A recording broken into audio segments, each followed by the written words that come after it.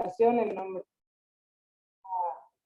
Mercado, que bueno, hoy por cuestiones personales no podía estar presente en este encuentro, y en nombre de la Oficina de Género le agradecemos que haya aceptado poder realizar esta capacitación, darnos herramientas para poder hacer en su gran mayoría el público que hoy nos acompaña es del Poder Judicial, así que bueno, nos va a servir mucho para nuestra tarea diaria lo que usted nos va a brindar.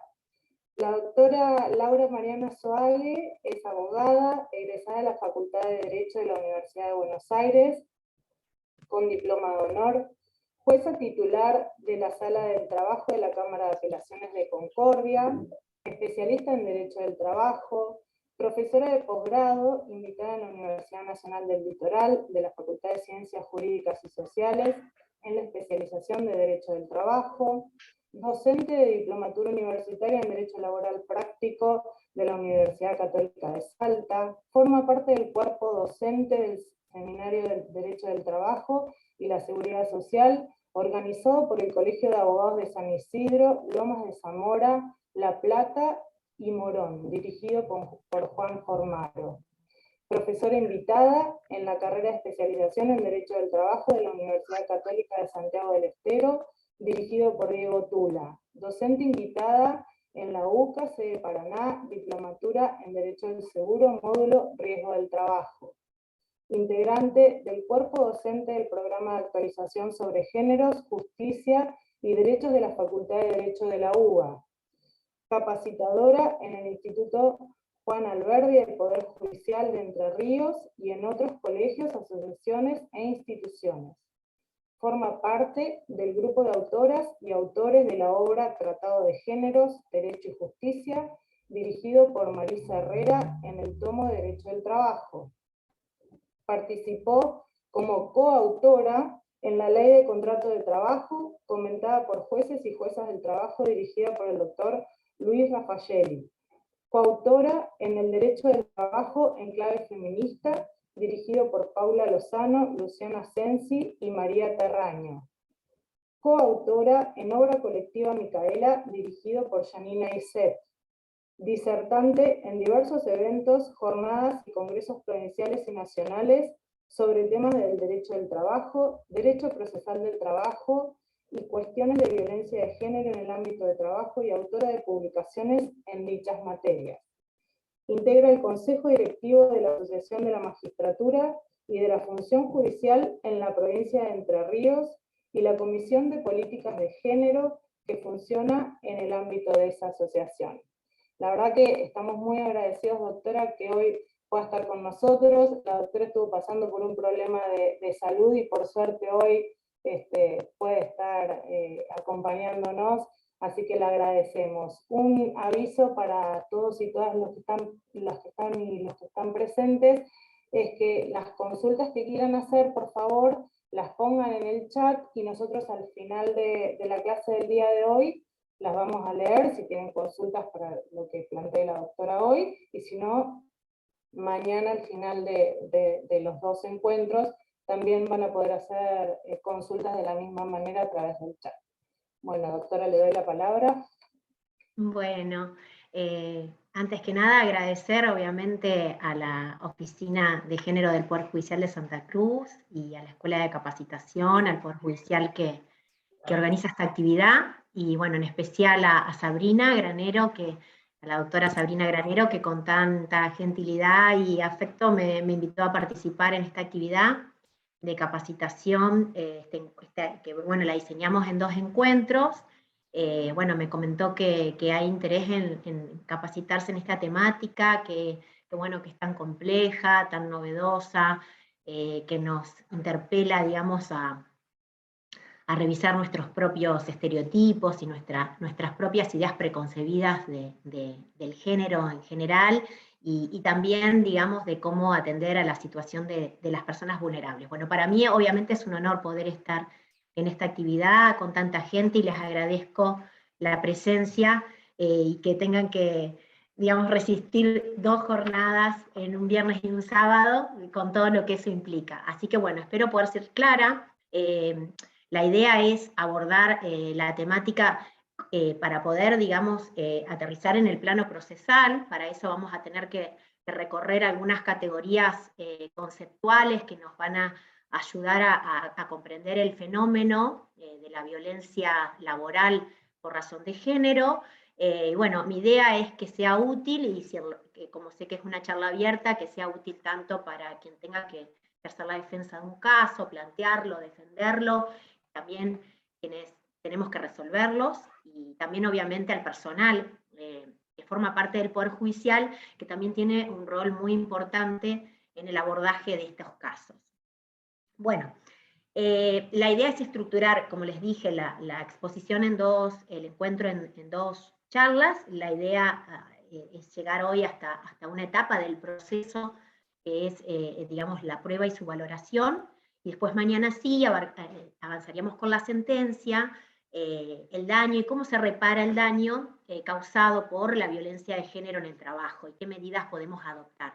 Vamos a ver cómo a lo largo de todas las etapas del proceso vamos a tener que abordar el caso con una perspectiva especial, que es la perspectiva de género, que nos tiene que guiar en el abordaje de este caso. Bueno, los casos de violencia de género, los casos de violencia laboral, porque el fenómeno de la violencia laboral no es exclusivo del género, sino que es un fenómeno típico que tiene un campo propicio dentro de lo que es la relación de trabajo. La relación de trabajo es una relación por esencia, por definición, desigual de poder, en el que una de las partes, que es la parte empleadora, está en una posición, obviamente, de supremacía en el contrato, en los distintos aspectos técnicos, económicos, jurídicos, respecto de la otra persona que pone su fuerza de trabajo a disposición de la parte empleadora. Como ustedes sabrán, el tema de la violencia de género básicamente se asienta sobre una relación desigual de poder, que se puede dar en distintos aspectos de la vida. En el ámbito del contrato de trabajo, precisamente, la relación de trabajo es un espacio propicio para que, por esta desigualdad que existe entre las partes, se pueda generar este fenómeno de la violencia laboral en el ámbito del trabajo.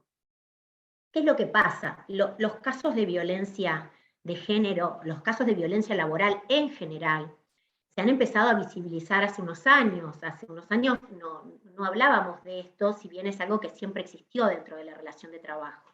Y son casos verdaderamente complejos en general, los de violencia laboral, y en particular son muy complejos y delicados aquellos casos que involucran la violencia por razón de género o por motivo del género. ¿Por qué son complejos estos casos? Y bueno, son complejos por el tipo de hechos que involucran, por los derechos fundamentales que están involucrados en este tipo de casos, porque tenemos que manejar normativa internacional para resolverlos.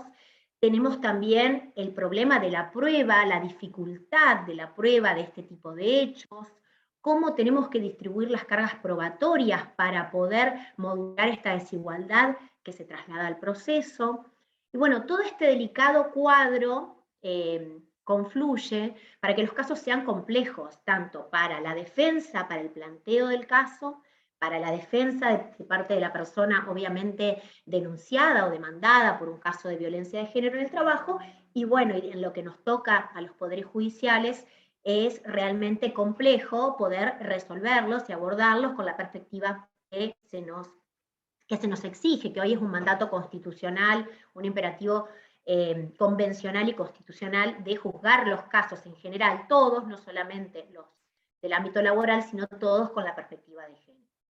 Entonces, con este objetivo, digamos, de abordar las categorías conceptuales, pero para poder después ir al campo procesal, es que vamos a analizar las categorías conceptuales y cómo esto se traslada al proceso.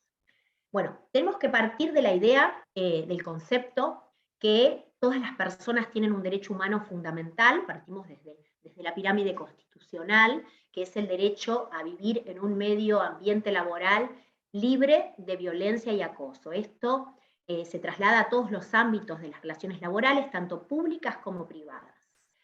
Este derecho lo tenemos en el artículo 14 bis, cuando la cláusula constitucional nos dice que las personas tienen que las leyes tienen que garantizar a las personas en el trabajo condiciones dignas y equitativas de labor. Esta es la cláusula más rica de nuestro artículo 14 bis, y se proyecta a las distintas condiciones de trabajo, y obviamente, si tenemos que tener condiciones dignas y equitativas de labor, no podemos ser objeto de violencia de ningún tipo dentro del ámbito laboral.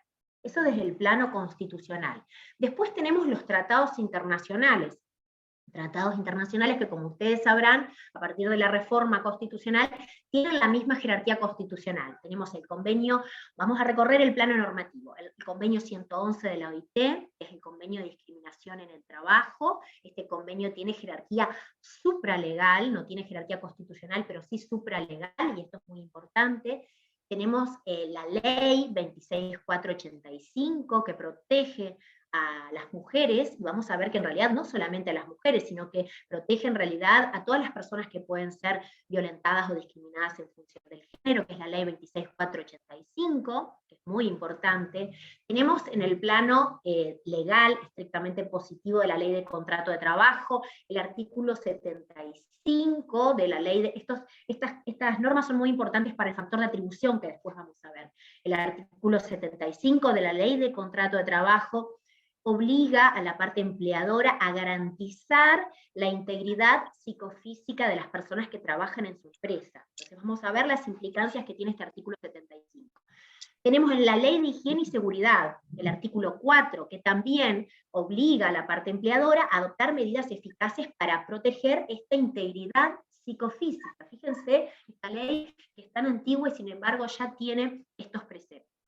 Después tenemos, en el plano internacional, tenemos la CEDAW, que es una convención que protege a las mujeres de todas las formas de discriminación, que tiene jerarquía constitucional, y tenemos también la Convención Belém do Pará, esto ya es más específico, no de la discriminación, sino de la violencia contra las mujeres en todos los ámbitos. La ley 26485 y su decreto reglamentario vienen de alguna manera a operativizar en el derecho interno los conceptos de la Convención Belém do Pará. Y también tenemos, recientemente incorporado y vigente, el convenio 190 de la OIT, de violencia y acoso en el trabajo. Esto no protege solamente a las personas violentadas en función del género, sino a todas las personas que trabajan para que tengan un medio ambiente libre de violencia y acoso, e incluye, como una de las especies, la violencia en función del género. Entonces vemos que tenemos un plano normativo muy amplio, muy vasto, y que, bueno, todos proclamamos el derecho a vivir en un medio ambiente libre de violencia y de acoso. Sin embargo, si vamos al plano procesal, si vamos a la realidad de los hechos, a lo que nosotros tenemos que hacer como operadores y operadoras judiciales, vemos que, en realidad, tenemos que pensar que de poco o nada sirve que existan estas declamaciones, estos reconocimientos de derechos, si después, cuando la persona que sufre violencia en el trabajo, que esto nos atrapa a todos con independencia del género, pero también a la mujer o a la persona que es discriminada en función del género, adopta esta decisión valientemente de exponer esta situación en sede judicial, y bueno, ¿y qué es lo que pasa? Que generalmente se va a enfrentar, precisamente por esto, este análisis que nosotros tenemos que hacer, esta capacitación, esta reelaboración de los conceptos, exige a la judicatura un análisis especial en el que estamos en ese camino, ¿no? Entonces, ¿qué es lo que sucede? Las personas toman esta decisión de efectuar esta denuncia, pero después se encuentran en el proceso judicial con dificultades de hecho para probar los hechos que invocan, para lograr el reconocimiento, en definitiva, judicial de ese derecho que fue violentado. Entonces, a la violación del derecho fundamental a vivir en un medio ambiente libre de violencia y acoso, se le suma la violación al derecho a la tutela judicial efectiva, porque si nosotros juzgamos los casos de violencia de género en el trabajo con las reglas procesales clásicas a las que estamos acostumbrados, ya me explicaba Sabrina que en la provincia de ustedes los juzgados tienen competencia múltiple, entonces obviamente el fenómeno es mucho más complejo de abordar, porque tenemos que tener una cabeza civil, una cabeza comercial, una cabeza de familia, una cabeza laboral, y a veces es complejo poder tener la especialización para cada una de las disciplinas, pero bueno, ese es el desafío de los poderes judiciales para poder estar a la altura de las circunstancias. Entonces, ¿qué es lo que sucede? Si ante el proceso judicial se encuentra con que no puede probar, o se encuentra que cuando quien juzga el caso lo va a hacer también desde una visión estereotipada o sin perspectiva de género, difícilmente ese derecho que tiene, que se proclama en el plano internacional, se va a poder hacer efectivo en la realidad de los hechos, lo que nosotros queremos hacer, que es dar un servicio de justicia efectivo y garantizar que las personas ejerzan sus derechos en condiciones de igualdad. Entonces, ¿qué es lo que tenemos que tener en cuenta al momento de enfocar un caso, de defender un caso, de plantear un caso que involucra violencia de género laboral? ¿Qué es lo que tenemos que tener en cuenta a la hora de resolverlo? Distintos aspectos, cómo juega lo procesal siempre conectado con lo sustancial. Desde la perspectiva procesal vamos a ver cómo es importante, muy importante, el encuadre del caso fáctico, la exposición de los hechos que va a existir, que debe existir en la demanda. Vamos a ver que hay distintos tipos de procesos y hay algunos en realidad que se limitan a hacer denuncias para obtener medidas urgentes. Vamos a ver cómo cambia ahí, digamos, el enfoque, pero en un proceso clásico atravesado por la violencia de género, vamos a tener la postura fáctica, digamos, la exposición de la demanda, la defensa, cómo va a ser importante la postura que adopte la parte demandada, vamos a ver cómo todos los medios de prueba y cómo juegan los indicios y presunciones para acreditar estos hechos, cómo es vital la distribución de la carga de la prueba, cómo se modula en el plano internacional, en el plano jurisprudencial y en el plano procesal. También, obviamente, vamos a ver cómo, en definitiva, termina siendo esencial el rol de la judicatura cuando va a resolver el caso para poder analizarlo con la perspectiva especial, la especial sensibilidad de la justicia del trabajo que se profundiza cuando estamos ante una persona que denuncia haber sido víctima de violencia de género. Hay otro enfoque particular que tenemos que tener en cuenta es muy necesario para analizar el contexto del caso.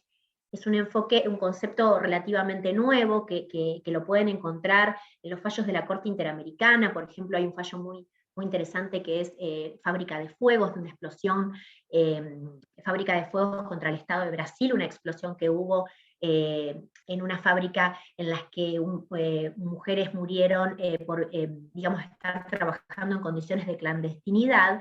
Y acá se hace todo un análisis que ya viene desarrollando la Corte de este enfoque interseccional. ¿Qué es el enfoque interseccional? Es ver cómo una persona puede ser víctima de múltiples factores de discriminación que confluyen y hacen que esa persona, la violación del derecho humano de esa persona a no ser discriminada, sea aún más grave. A ver si me explico con un ejemplo. Por ejemplo, no es lo mismo ser mujer en el ámbito de trabajo que ser una mujer con estudios universitarios, que ser una mujer pobre, que ser una mujer con discapacidad, que ser una mujer inmigrante, que ser una persona embarazada, que ser una persona gay, que ser una persona gay pero que también es inmigrante, que todo esto a su vez se agrave por la situación de pobreza. Entonces, si nosotros llegamos a ver todos esos factores y esas condiciones que confluyen en una persona en los casos, incluso el contexto general del caso, a veces las personas son víctimas de contextos, digamos, de un proceso que trasciende al caso mismo en sí, sino que es parte, digamos, de una situación sociocultural en una determinada empresa, en un determinado lugar, digamos, o ciudad. Si nosotros podemos ver ese contexto del caso desde esta manera interseccional y ver cómo en realidad esta persona necesita una doble, triple protección, vamos a ver cómo cambia la mirada y cómo cambia por completo el caso. Yendo a lo laboral, estrictamente a lo que queremos ver para los casos concretos. Por ahí pensamos que, bueno, un caso de violencia de género es una denuncia de una persona en el trabajo que bueno, que o es acosada o es hostigada por su jefe, y va y lo plantea, ya sea en el ámbito público o privado, plantea esto. Me contaba Sabrina que aquí lo hacen en defensoría, y luego se hace una denuncia y que la jueza juzga a la persona que denuncia, y si esto se puede instrumentar a través de una medida autosatisfactiva o se puede instrumentar a través de un proceso sumarístico. Bueno, esto es un caso, digamos, claro, una persona que denuncia haber sido víctima de violencia de género en el trabajo. Pero en realidad, los casos laborales siempre estuvieron impregnados de cuestiones de género, porque en realidad esto es consustancial, digamos, a nuestra estructura social, patriarcal y también empresarial. Entonces, en el marco de los procesos laborales clásicos también interviene el género. Por ejemplo, podemos tener casos en los que una mujer que ha sido víctima de acoso sexual o de acoso psicológico o de violencia en el trabajo denuncia tener una enfermedad derivada del trabajo como consecuencia, una enfermedad psíquica como consecuencia de estas condiciones, y reclama una reparación de daños y perjuicios civil, o reclama haber sufrido un daño moral por haber sido víctima de acoso sexual en el trabajo, o una mujer que se considera despedida por una situación, o sea, como ustedes sabrán, puede haber un despido indirecto, que es cuando la persona que trabaja se siente injuriada y pone fin a la relación a partir de una injuria. Una injuria es un tipo abierto y flexible que está en la ley de contrato de trabajo y que puede ser, ¿por qué no?, un supuesto de violencia de género en el trabajo. También tenemos casos en que hay un despido directo como consecuencia de esta discriminación en el trabajo. Discriminamos a una mujer y la despedimos, por ejemplo, porque no accedió a una propuesta de tinte sexual, o porque es una persona que es discriminada por su situación de embarazo, o porque está intentando, digamos, un tratamiento de maternidad, o porque, digamos, múltiples situaciones que involucran la cuestión de género. También puede haber despidos represalias por alguien que hace una denuncia por haber sufrido violencia de género en el trabajo. También puede ser una persona que en realidad se considere despedida por otras cuestiones, por deficiente registración, y decide denunciar que durante la relación de trabajo era víctima de acoso o violencia sexual por un determinado encargado de la empresa. También tenemos, por supuesto, los despidos discriminatorios típicos contra las embarazadas. Bueno, entonces es importante ver cómo el género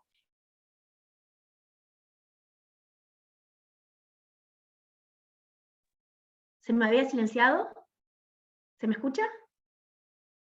Sí, ahora sí. Ay, ¿y se cortó mucho? No, un ratito nomás. ¿Un ratito? Ah, habré tocado sin querer.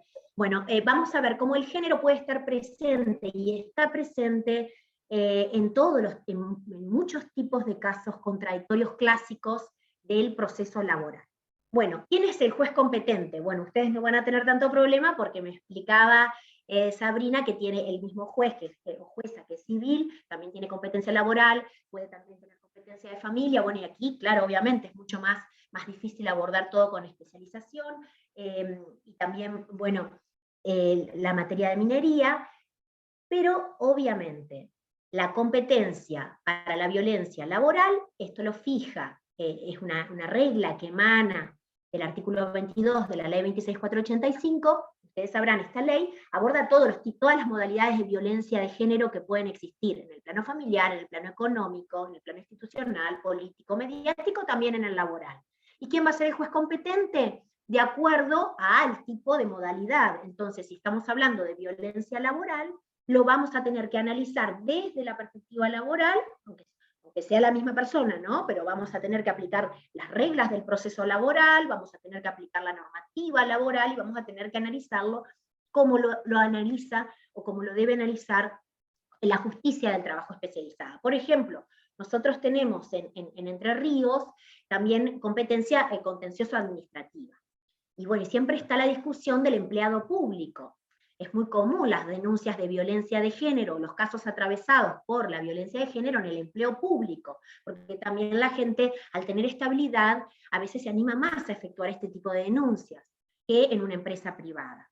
Incluso en organismos públicos, en municipios, en la policía, en las jefaturas, los establecimientos educativos, es muy común ver situaciones de violencia o denuncias de violencia de género en el trabajo. Entonces, bueno, se discutió, a ver, ¿quién era competente? ¿La Cámara Contencioso Administrativo, porque estamos ante un empleo público, o la Justicia del Trabajo? Bueno, el Superior Tribunal dijo no.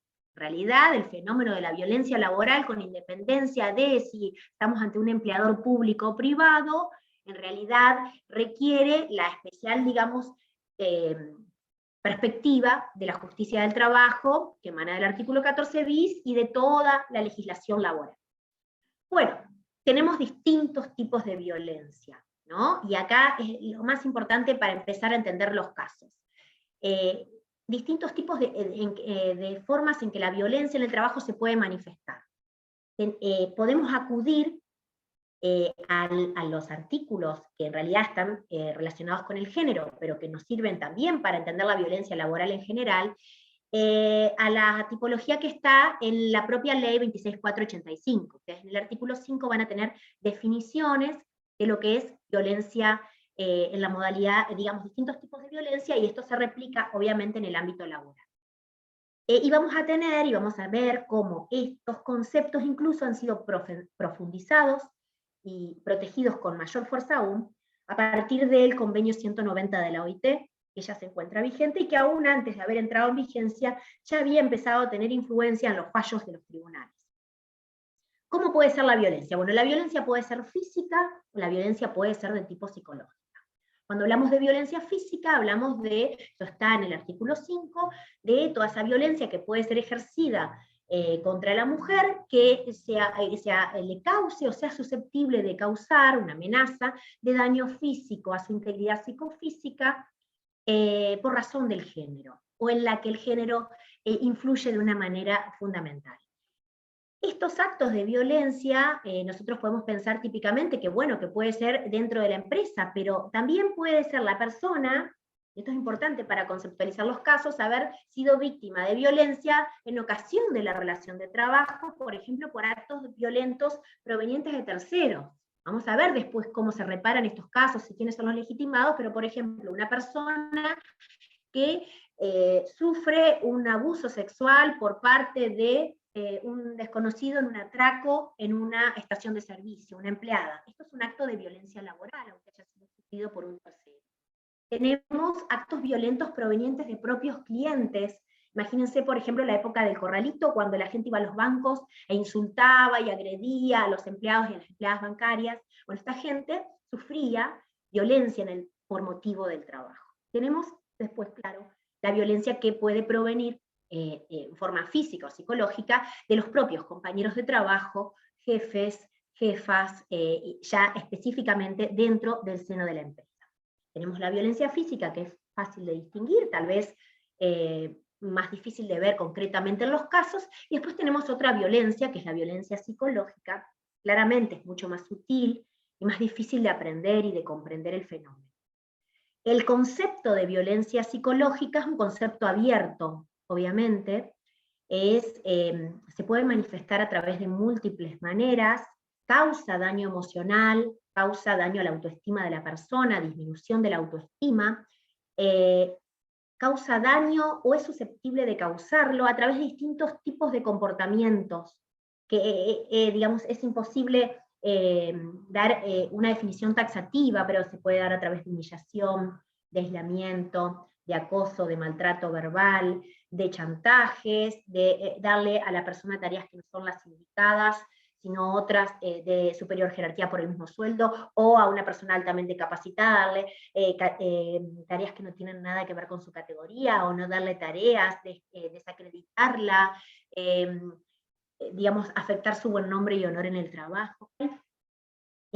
Múltiples maneras en que esta violencia psicológica se puede ejercer en el trabajo.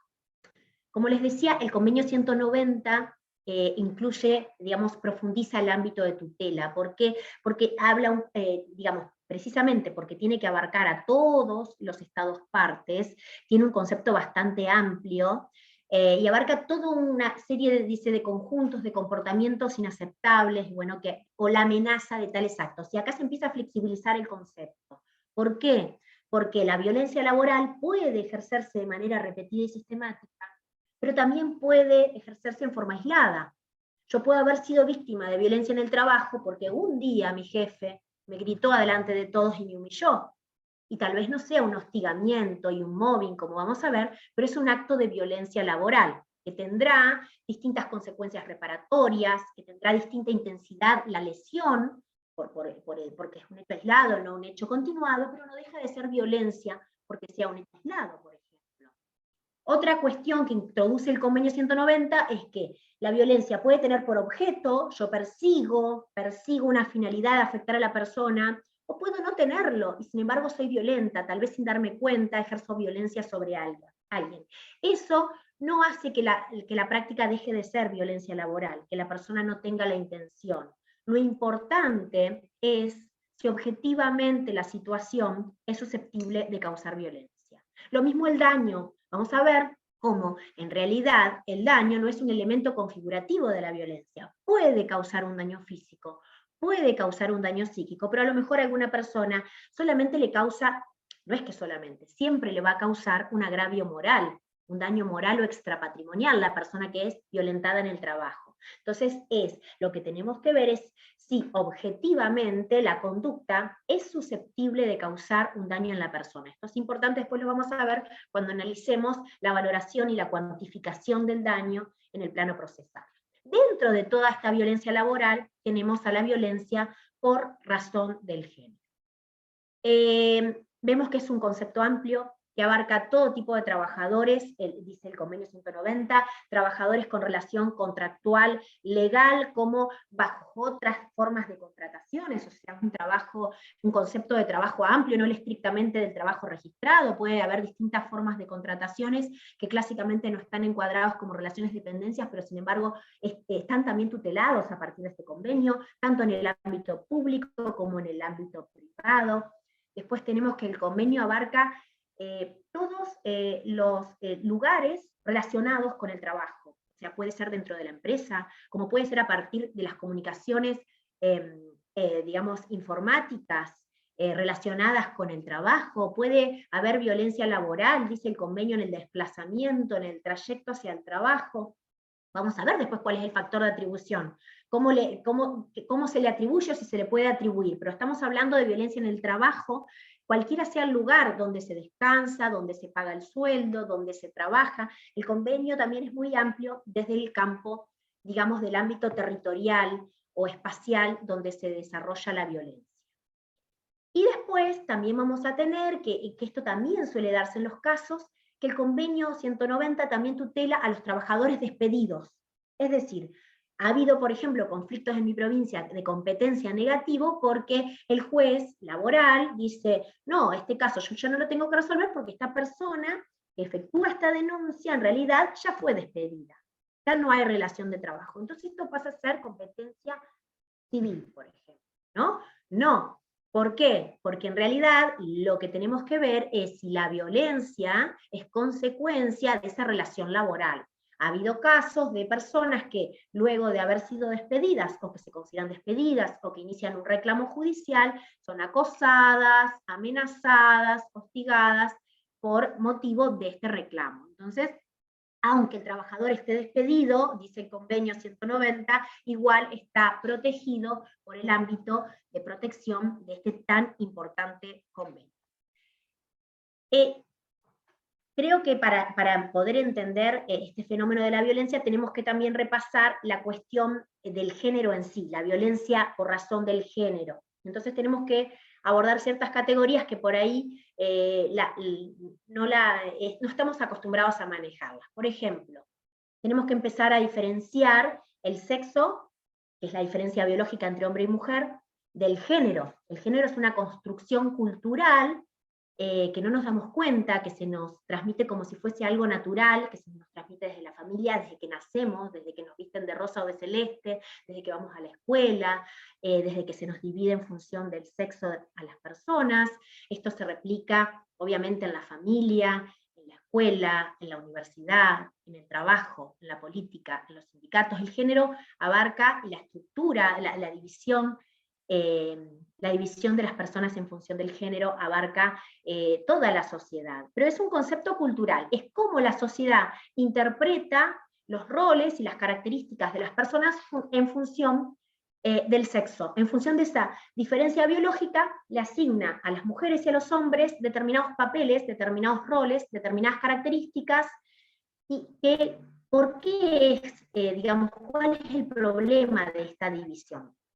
El problema de esta división es, por un lado, que establece una división binaria, hombre y mujer. Hay mucha gente que queda fuera, con otras identidades sexuales que no encuadra en esta división en función del género. Y por otro lado, el problema de la división en función del género es que es un sistema desigual. ¿Se me escucha bien? Me sale que la conexión es inestable. ¿Está bien? Bueno. Hay una distribución desigual de las habilidades, de las cualidades, de los roles que se le atribuyen a los hombres y a las mujeres y a otras identidades sexuales, en la que claramente, históricamente, y lo sabemos todos, imagínense que las mujeres hasta 1968 no tenían capacidad jurídica de hecho, dependían de su padre o de su esposo. Imagínense qué poco tiempo pasó, hace cuán poco que votamos, cuán poco que se puede acceder a cargos de poder, y a partir de medidas de acción positiva, porque si no esto no sería posible. Entonces, esto está reconocido en el mundo entero, digamos, esta desigualdad estructural que nos atraviesa como sociedad, que va a depender de cada sociedad, su intensidad, pero que se replica en todos los ámbitos. Y esta distribución de características y de habilidades es desigual. ¿Por qué? Porque, asigna determinados roles a las personas en función del género. Entonces el hombre se supone que tiene que estar en el ámbito público, se supone que el hombre es fuerte, se supone que el hombre es racional, se supone que la mujer es sensible, se supone y se exige que la mujer tenga que tener ciertas capacidades para las tareas de cuidado, para las tareas del hogar. También hay un rol que tienen que cumplir las personas en el plano sexual, en el plano laboral, en el plano familiar. Bueno, y acá entra el tema de los roles de género, la división sexual del trabajo, porque esto se replica en la empresa. Entonces, ¿qué es lo que vamos a ver? Que los hombres están destinados a los espacios públicos, a los puestos de poder, de mayor jerarquía, las mujeres tal vez a los trabajos menos remunerados, como el trabajo de casas particulares, la enfermería, el cuidado de personas en situación de enfermedad. Suelen estar también con sueldos inferiores, y a su vez dentro de las empresas a las mujeres les cuesta más acceder a los puestos de poder. Esto también obviamente se replica en todos los espacios políticos, sindicales, también en el Poder Judicial. Tenemos fenómenos de segregación laboral, otras categorías que se pueden presentar en los pleitos, segregación horizontal, que es esto que decíamos, que los trabajos se distribuyen en función de los roles y las mujeres son destinadas a ciertas actividades y los hombres a otras. Tenemos esta segregación vertical, que las mujeres, este techo de cristal, que las mujeres teniendo las mismas condiciones o habilidades, o incluso a veces más que los hombres, les cuesta más llegar a estos puestos de poder. Y después tenemos el fenómeno que se llama el suelo pegajoso, que es cómo les cuesta a las personas, a las mujeres, y obviamente a las personas trans y a las personas de identidades diversas, acceder al mercado laboral en condiciones de desigualdad con los hombres. Generalmente acceden a puestos más precarios y también es más difícil ingresar porque cuando las personas están en la edad reproductiva, las mujeres tienen hijos, tienen las tareas de cuidado a su cargo, todo por esta distribución desigual, y por esta cuestión, digamos, cultural, es mucho más difícil para las mujeres ingresar al mundo laboral. En términos generales, obviamente, siempre hay excepciones, porque después decimos, no, pero tal pudo, tal, miren, tenemos una presidenta o una vicepresidenta, o tenemos una persona en el superior tribunal, sí, pero son casos excepcionales, lo tenemos que mirar en una mirada macro. Y lo más importante, lo que más nos va a ayudar a nosotros a resolver el caso, los casos concretos, son los estereotipos de género. Los estereotipos son rótulos, clasificaciones, categorías que nos dicen que una persona es de determinada manera porque es parte de un grupo. Los argentinos son, los gallegos son, los abogados son, las mujeres son así y los hombres son así. Estos son generalizaciones que pueden ser en algunos casos adecuadas, pero en otras no. Entonces decimos que las mujeres son sensibles, que los hombres son fuertes, que las mujeres no saben conducir, que los hombres están más capacitados para los puestos de poder, que los argentinos son chantas, que los alemanes son correctos. Bueno, son todos estereotipos. Dentro de esos estereotipos, algunos estereotipos son estereotipos de género. Y después tenemos, estos son estereotipos como descriptivos, y después tenemos de estereotipos normativos. ¿Cómo debe ser? ¿Cómo se supone? ¿Cómo tiene que reaccionar una víctima de acoso sexual. ¿Qué se supone que tiene que hacer una mujer cuando es acosada sexualmente? ¿Se le exige que denuncie? ¿Tiene que denunciar? ¿Por qué no denunció? ¿Por qué lo dijo 5 años después? Son estereotipos de cómo debe reaccionar o cómo debe actuar una mujer ante determinadas circunstancias. Que, por ejemplo, el hombre tiene, se supone, les comento ejemplos que están hasta en los protocolos. Por ejemplo, hay un protocolo que se los aconsejo que lo aborden, que es el protocolo para juzgar con perspectiva de género de México. Es muy interesante, que aborda toda esta temática. Por ejemplo, los hombres tienen tendencias sexuales irrefrenables. Y bueno, a partir de ese estereotipo, entonces disculpamos algunas cosas. O las mujeres se supone que tienen que resistirse expresamente, por ejemplo, ante un acto de acoso. Tienen que denunciarlo. Bueno, son estereotipos de género. Nos indican, son mandatos sociales, culturales, y estos mandatos los tenemos todos, porque todos fuimos educados en la misma cultura, los tenemos los abogados, las abogadas, las partes, los testigos, los jueces, las juezas, los fiscales, todos estamos atravesados por estos estereotipos. Entonces el desafío es nosotros mismos revisarnos para poder resolver los casos fuera de esta mirada sesgada, ¿no?, de la realidad. Después también, claramente, podemos encontrar, como decíamos, personas que están abarcadas o que son víctimas de distintos estereotipos. Soy boliviana y soy mujer y estoy embarazada.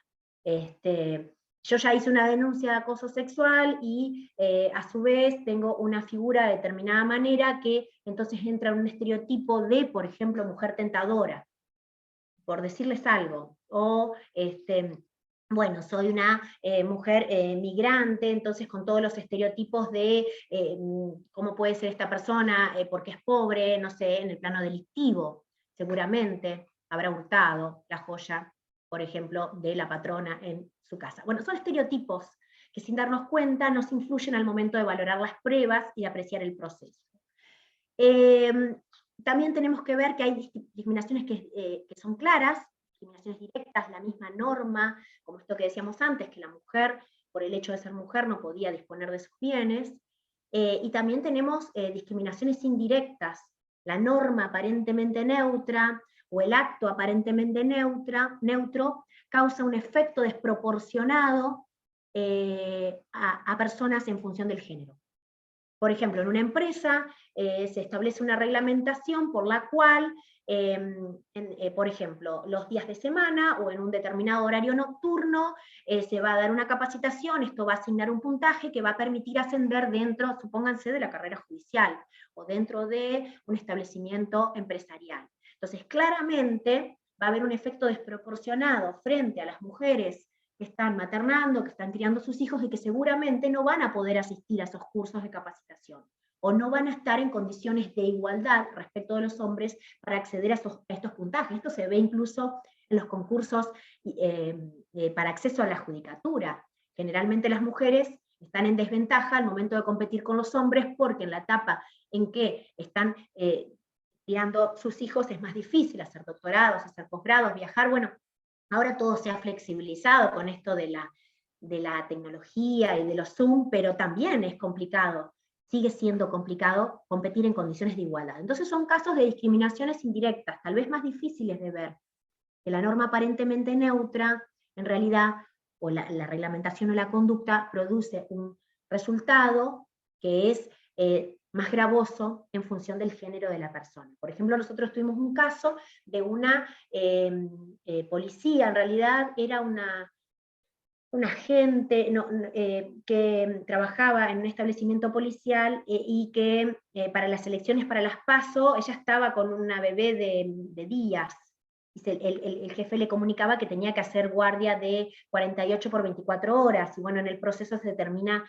demostrando que en realidad este jefe policial pensaba que las mujeres que estaban embarazadas, que tenían niños, en realidad no podían ejercer la función policial. Entonces le establecía esta práctica, y él decía, es igualitaria, les toca a todos tienen que hacer 48 por 24 horas, pero esta mujer no podía en lactancia cumplir con esa medida, porque precisamente estaba en una condición de desigualdad, en un estado de vulnerabilidad respecto de un compañero varón.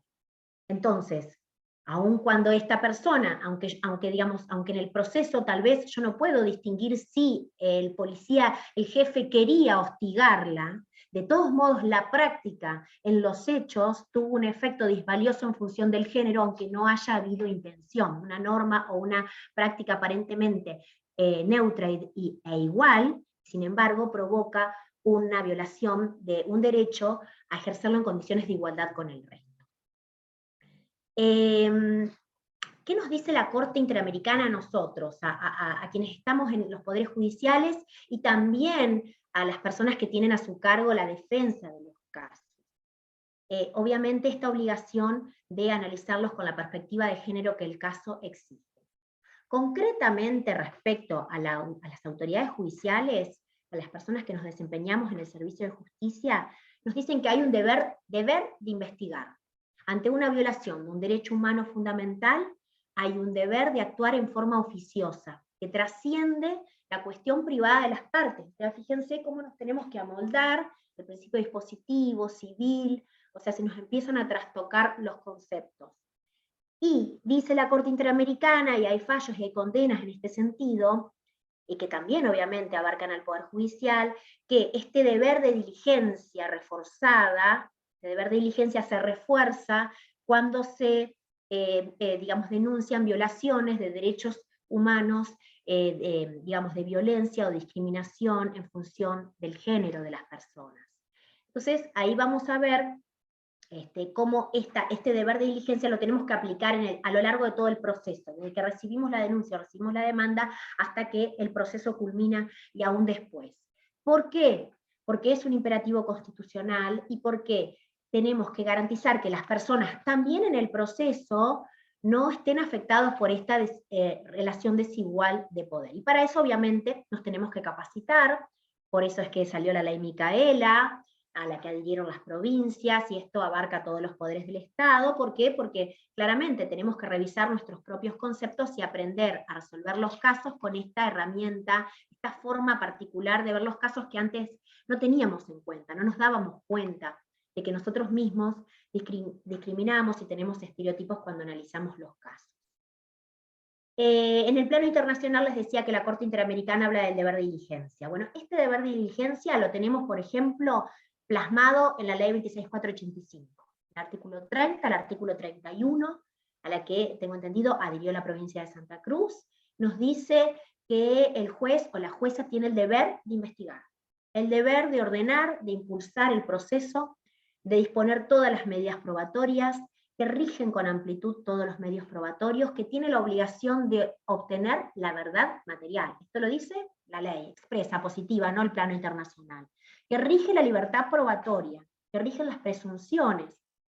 Todo esto está en la ley 26.485, que creo que la ley de ustedes es la 3.201 de adhesión, si no investigué mal. Entonces, esta perspectiva de género, este rol de diligencia reforzada, lo vamos a tener en todas las etapas del proceso. El rol de la magistratura, el rol del personal del Poder Judicial cuando recibe una denuncia.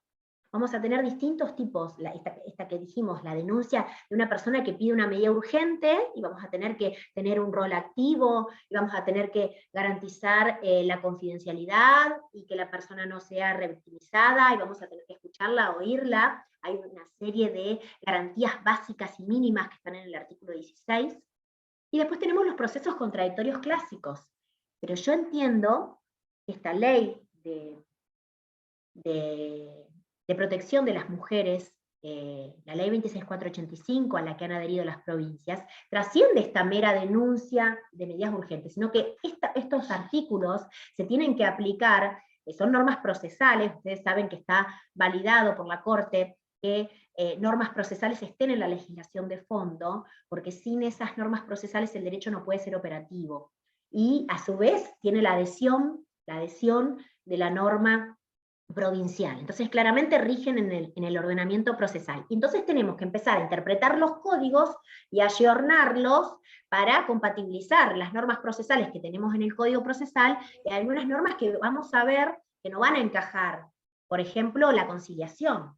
Después lo vamos a ver, pero la conciliación está prohibida en todo caso de violencia laboral en función del género.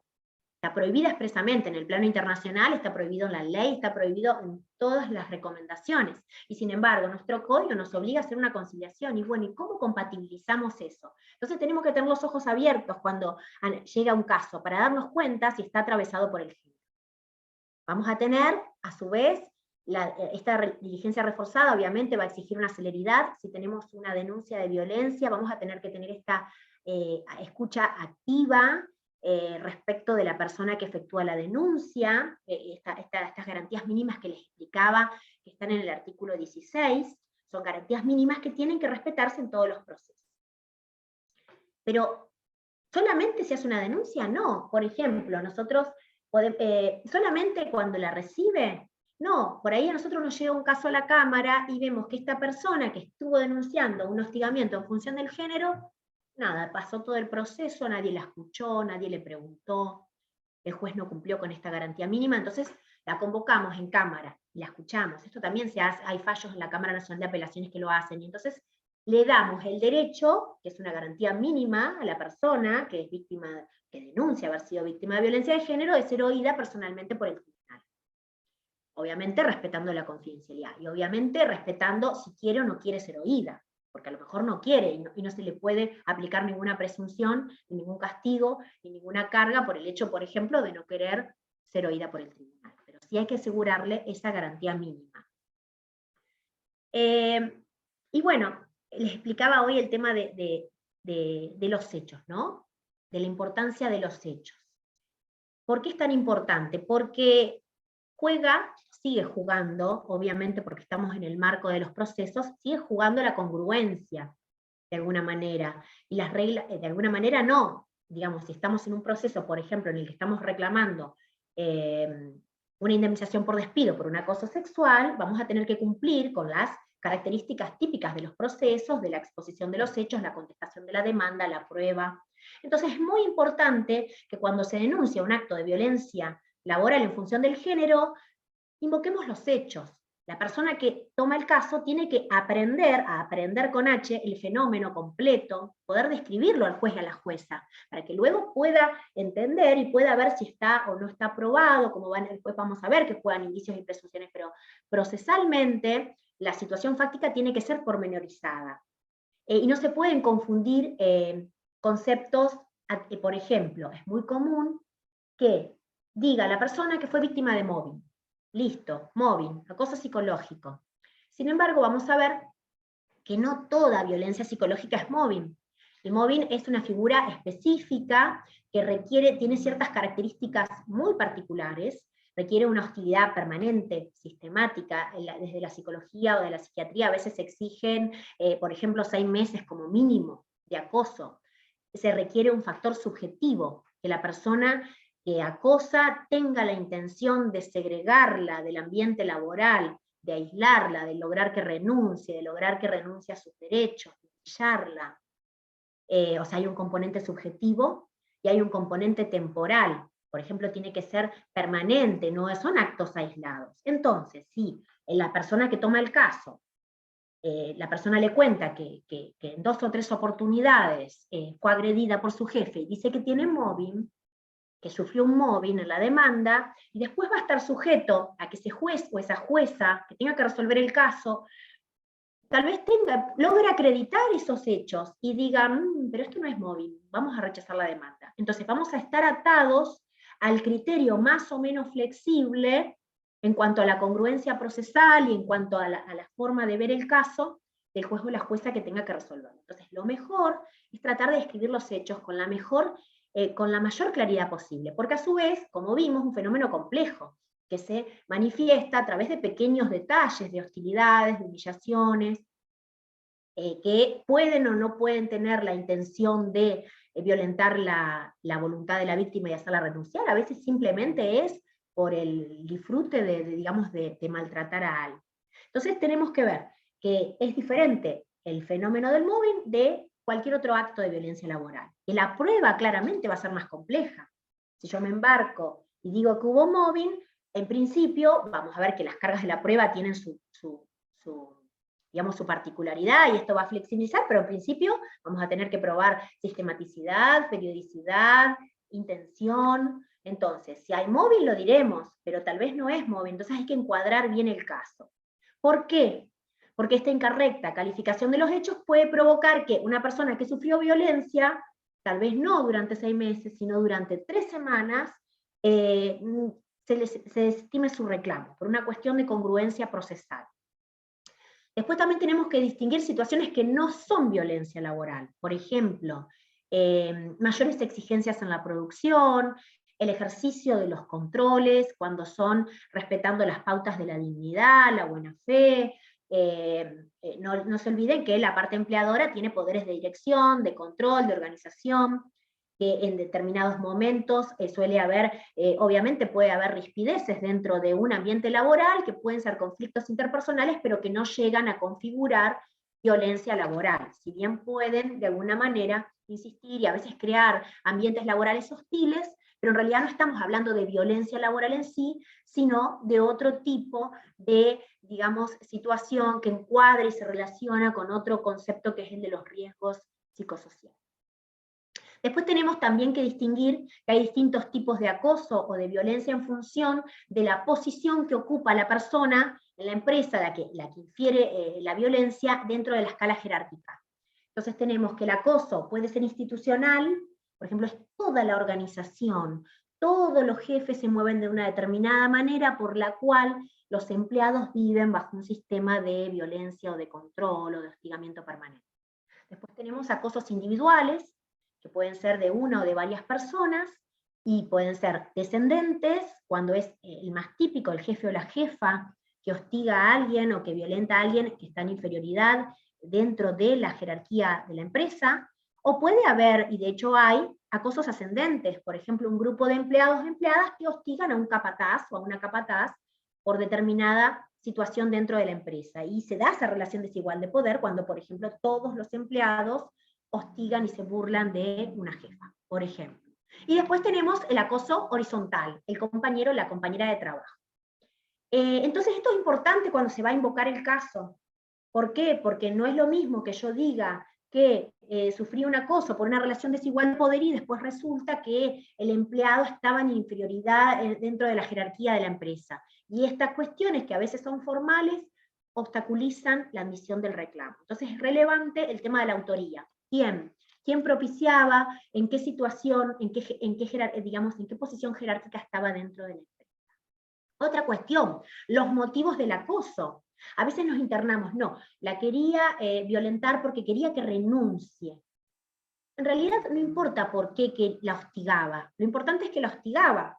Tal vez yo me interno a tratar de demostrar que quería que renuncie y eso yo no lo logro acreditar, y el juez o la jueza, cuando tiene que analizar el caso, no tiene por configurado el cuadro que yo denuncié en función de este motivo, que en realidad puede ser relevante y puede ser relevante acreditarlo, pero es indiferente para categorizar. Ustedes vieron el convenio 190 que decía que es con intención o sin ella. Entonces, o sea, puede ser relevante, pero a lo mejor no lo voy a poder acreditar, o no lo logro acreditar. Y esto a su vez también tiene que ser distinguido por quien tiene que resolver el caso. Bueno, no importa que no logró demostrar que era para que renuncie, lo importante es que vimos que hay pruebas de que fue hostigada en el trabajo. ¿Por qué? Porque lo importante entonces no es la subjetividad de la conducta, sino la gravedad objetiva de la conducta. Las manifestaciones, los hechos, yo no voy a poder probar violencia laboral, voy a poder probar que la aislaba, que no le daba tareas, que la difamaban, que nadie le hablaba, que le gritaban, hechos concretos. Estos hechos tienen que estar en esta demanda que va a tener, como vimos, distintos objetos: despido, indemnizaciones de daños, daño moral, o, ¿por qué no?, la cuestión de las medidas preventivas urgentes. Después tenemos un típico caso de violencia por razón del género, que es el acoso sexual. El acoso sexual, lamentablemente, bueno, por esta situación que estuvimos analizando de esta relación desigual, lamentablemente, o sea, obviamente lo pueden sufrir hombres o mujeres, pero mayoritariamente lo sufren las mujeres. Entonces la OIT, la CEDAW, consideran que el acoso sexual es una forma de discriminación. Y esto, que puede parecer conceptual, tiene implicancias después prácticas en el proceso en materia de la prueba. ¿Cómo vamos a analizar, con qué reglas vamos a analizar la prueba del acoso sexual si en realidad es una forma de discriminación. Desde el plano internacional, ¿qué nos dicen? Que tiene que ser una conducta, obviamente, de contenido sexual, no deseada por la víctima, y que sea ofensiva, y que la conceptualizan tanto como una forma de violencia contra la mujer, como una forma de discriminación contra la mujer. Y no se limita a la cuestión estrictamente física, pueden ser insinuaciones, llamadas con contenido, digamos, sexual, exhibiciones, insinuaciones, expresiones obscenas respecto de las mujeres, de su forma, de su, digamos, bueno, la típica invitación a salir. Hay distintas formas de acoso. Tenemos el acoso chantaje, que es el que nos imaginamos todos, que es el jefe o la jefa que tiene una propuesta de contenido sexual respecto de alguien, con, digamos, la intención, o sea, o prometiéndole un beneficio laboral o amenazándola con un perjuicio laboral. Ese es el acoso chantaje. Pero después también está el otro tipo de acoso, que es la persona que es humillada en función de cuestiones sexuales o acosada dentro del ámbito empresarial. Obviamente, distintos tipos de manifestaciones. Todo esto es muy importante exponerlo para que después el juez o la jueza lo pueda valorar, porque si no, no se va a poder acreditar si no tenemos cómo se manifestaba este acoso. Dentro de las personas que sufren el acoso, fíjense cómo influye esto que decíamos de la interseccionalidad, que las mujeres que más sufren acoso son las jóvenes, las solteras, las divorciadas, aquellas que están en estado son inmigrantes. ¿Por qué? Porque están más desprotegidas. Y respecto de los hombres, los que más sufren acoso sexual son las personas, por ejemplo, los gays, los trans, los homosexuales, los miembros de comunidades, digamos, de distintas identidades sexuales. Otra cuestión re importante, que es típica, y que, bueno, lo van a ver, también hay muchos artículos de esto, bueno, después les voy a recomendar, pero por ejemplo, bueno, en este tratado que yo escribí de cargas de la prueba, hay un artículo buenísimo de Laura Castagnino sobre acoso sexual, está un artículo de Gabriela Vázquez, que es una jueza de la Cámara Nacional de Apelaciones del Trabajo, que es experta en la materia de género, que nos explica cómo es juzgar con perspectiva de género. Después, digamos, ustedes van a ver, cuando buscan fallos, van a ver que siempre hay, justo, Gabriela Vázquez le tocó un caso de género a Gloria Pasten, le tocó un caso de género a Luis Raffagelli. No, en realidad son aquellas personas que pudieron ver que el género estaba presente en ese caso. ¿Por qué siempre los casos de perspectiva de género son de Gabriela Vázquez? Porque ella tiene la formación o las habilidades para detectar y analizar el caso desde esa perspectiva. ¿Qué pasa con el acoso sexual? Suele desembocar en un acoso psicológico. Generalmente la persona que no accede a determinada propuesta luego empieza a ser hostigada, esto es de manual. Entonces es importante en esa exposición fáctica relatar todas las fases del acoso, esta descripción detallada. ¿Por qué? Porque después el juez o la jueza va a tener que condenar un acoso y va a querer tener un panorama claro. Entonces, desde una perspectiva procesal es muy importante la exposición fáctica.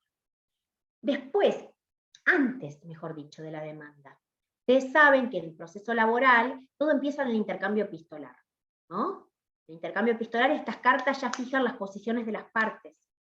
Tenemos un artículo, que es el artículo 243, que por ejemplo rige tanto para alguien que despide como para alguien que es despedido, que nos dice que la expresión de la causa del despido tiene que ser suficientemente clara y que luego no puede ser variada en el juicio. Entonces miren, qué importante si una persona que se considera despedida en función de violencia laboral trate de la manera más clara posible y dentro de lo que se puede en este tipo de situaciones, especificar los hechos en el telegrama, porque esto después no se va a poder variar en el juicio. Si yo digo que me di por despedida por acoso psicológico y resulta que era acoso sexual, o yo dije que era porque, digamos, me di por despedida porque me gritó delante del público, pero no conté un montón de otras cosas que a lo mejor las podría haber invocado y luego acreditado en el juicio. Lo mismo cuando el empleador o la empleadora despide a alguien, a veces despiden a un empleado porque acosó a otra, y a veces por haber usted incurrido en conductas indeseables. Y eso no cumple con el artículo 243 de la Ley de Contrato de Trabajo. Vamos a tener esa persona, digamos, que fue mal despedida, pese a haber incurrido en un acto de violencia laboral o de acoso respecto de una compañera. Entonces fíjense cómo juega todo esto procesal y legal, y que tiene que estar, lo tenemos que manejar para el enfoque de los casos.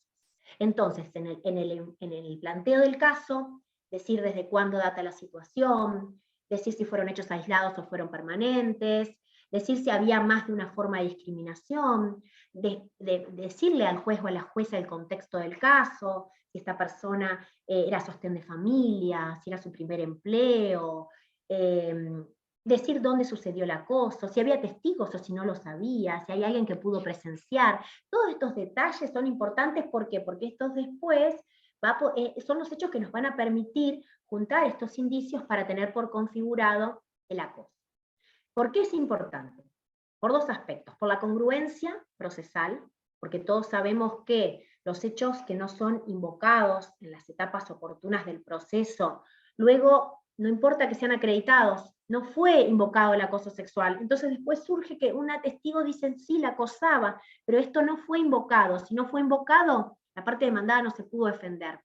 Y el juez, todos sabemos, no puede fallar sobre capítulos que no fueron propuestos a las partes, por la congruencia procesal, por el derecho de defensa, por el debido proceso. Estas cosas que no fueron planteadas en primera instancia, tampoco después van a poder ser llevadas a la Cámara. No podemos decir, ay, pero no era acoso psicológico, era que en realidad no era acoso, era que una vez le gritó. No, no se puede cambiar esta versión fáctica. A veces surge, incluso en la pericia psicológica, surgen otros tipos de hechos que la víctima le relata a la psicóloga o al psicólogo, que quedan en el dictamen y que no fueron invocados en la demanda, y después ahí el juez o la jueza se ve en el brete procesal de poder o no admitir el reclamo en función de esta variación fáctica. Y acá está el abogado o la abogada, que tiene que tener esa tarea, esa especial sensibilidad de poder recolectar el cuadro fáctico para armar su planteo judicial. ¿Y por qué también es importante? Porque vamos a ver que juegan los indicios y presunciones, y si yo tengo un panorama completo de los casos descriptos, tal vez, si el juez o la jueza asumen el rol que tienen que asumir y analizan el cuadro desde el punto de vista indiciario, tal vez la prueba de algunos de los hechos invocados permita presumir ese mayor cuadro fáctico que yo tuve la capacidad de poder describirle al juez. Esto desde el lado de quien plantea el caso, ¿no? Pero ¿qué hace el juez o la jueza cuando recibe esta denuncia o cuando recibe esta demanda? Y ahí acá está, es importante el personal del juzgado, el que analiza la demanda, de deber diligencia. Vieron que decíamos que la Corte Interamericana decía desde que el Estado recibe una denuncia tiene que investigar, ¿no? y tiene que seguir para adelante, y esto es oficioso. Entonces, bueno, ¿y cómo esto conjuga en el proceso? ¿Cómo? Tenemos normas específicas. Todos los códigos procesales, por ejemplo, me fijé, el de Santa Cruz también lo tiene el control previo de la demanda. Cuando se recibe la demanda, el cuadro tiene, digamos, la exposición fáctica tiene que ser clara, tiene que ser completa, hay ciertos datos que hay que tener. Entonces, no puede ser que, digamos, el relato sea incompleto, no describe en qué consistió este acoso, esta situación, se tramita todo el juicio y después en la sentencia decimos, ay no, pero la demanda era poco clara. Entonces no puedo tener por configurado porque en realidad no se entiende el caso. No, hay un deber de diligencia, hay una norma específica procesal que me obliga a mí, juez, pero para eso también está el personal que tiene que detectar el caso, que acá este relato es incompleto, y tal vez intimar a la parte, cursar esta intimación que está prevista en los códigos procesales para que aclare el cuadro fáctico, para que lo complete. Obviamente que no le vamos a poder tener por desistida la demanda, porque el código que nos dice que si en 3 días, no sé, depende del código, si no se cumple con este previo de subsanar este defecto de la demanda, se tiene por no presentada. Bueno, esto sería incompatible con todo lo que estamos hablando, hay que armonizar las normas, pero hay un deber del juez o de la jueza digamos, de instar a que la denuncia sea completa. Y obviamente, en el caso de una escucha activa, que es cuando recibimos esta denuncia para adoptar algún tipo de medida urgente, para prevenir a una persona que está corriendo un riesgo, bueno, ahí la congruencia claramente se flexibiliza, porque no tenemos a veces una denuncia escrita, sino tenemos la versión de la víctima, y bueno, y hay que escucharla, y hay que analizarla, y respetando, no es una tarea simple, respetando su confidencialidad y su dignidad, y cómo podemos hacer para que nos cuente en qué consistía esta violencia de la que sufría. Esto lo que tiene que hacer quien invoca los hechos, lo que tiene que hacer el juez o la jueza que recibe esta denuncia o esta demanda. Bueno, ¿qué tiene que hacer la demandada?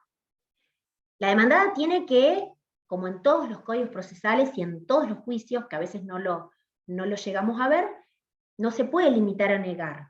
Todos los códigos procesales tienen una carga, que es la carga de exponer con claridad los hechos en los que se sustenta la defensa. No solamente negar, niego, sino decir qué fue lo que sucedió. No, yo no la discriminaba, lo que pasó fue esto. No, esta persona, niego que sea encargado. No, bueno, no era encargado, ¿qué rol cumplía? Niego que haya ocurrido, pero ¿y qué fue que pasó en este? O sea, dar la versión fáctica. Esto está previsto en los códigos procesales. Bueno, esta carga de la explicación que se llama, y que si la parte no la cumple, se genera una presunción en su contra. O sea, esto es muy importante para quien recibe una demanda. Entonces, no limitarse a negar, sino si realmente esta persona no incurrió en una situación de violencia laboral, exponer su propia versión de los hechos y dársela a conocer al juez. Por ejemplo, hay un caso en una Cámara de Córdoba, era una demanda contra el Estado provincial, que una persona, una empleada, creo que era un agente en una entidad, no sé si no era de tribunales, había sufrido un acoso o un abuso sexual. ¿Se acuerdan que decíamos de la violencia proveniente de terceros en el trabajo? Entonces demandaba por digamos, este daño psicológico al Estado, y el Estado dice que no, que negaba, que no tenía conocimiento, que no sabía qué había pasado.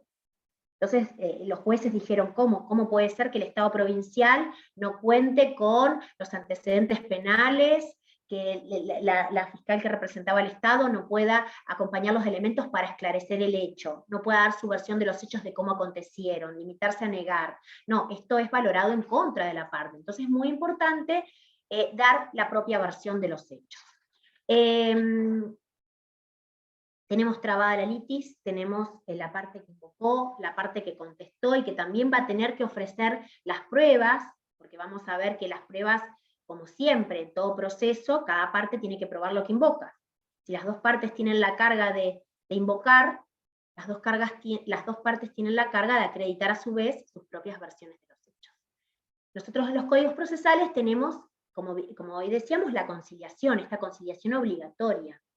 Y vamos a ver cómo en realidad la conciliación, las técnicas de mediación, las técnicas de acercamiento entre las partes están prohibidas en todo lo que tenga que ver en el plano internacional, y en la propia ley de violencia de género, en el artículo 28, dice, quedan prohibidas las audiencias de conciliación o mediación.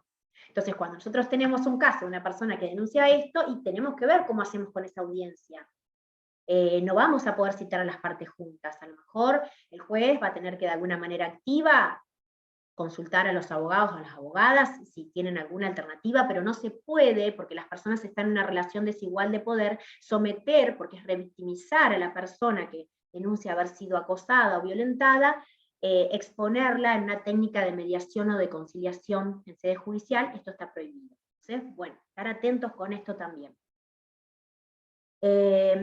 Por ejemplo, nosotros tuvimos un caso también de una chica que era profesora en la escuela y que denuncia haber sido acosada sexualmente por un profesor de la escuela. Y bueno, la defensa de la demandada era una escuela católica, ¿no? Dirigida por el obispado. La defensa de la demandada era decir que en realidad ellos habían tenido una relación previa, que era una situación personal entre ellos, y que bueno, ella era una mujer casada, y que bueno, había incurrido en conductas, o sea, poniendo en duda la honorabilidad o digamos, la historia personal de las partes, porque algo que me olvidé decirlo, en el acoso sexual o la violencia de tipo sexual no importa la relación previa entre las partes. Pueden haber tenido una relación de pareja, pero cuando la conducta es no deseada y ofensiva, aunque haya habido una relación previa, no deja de ser acoso sexual.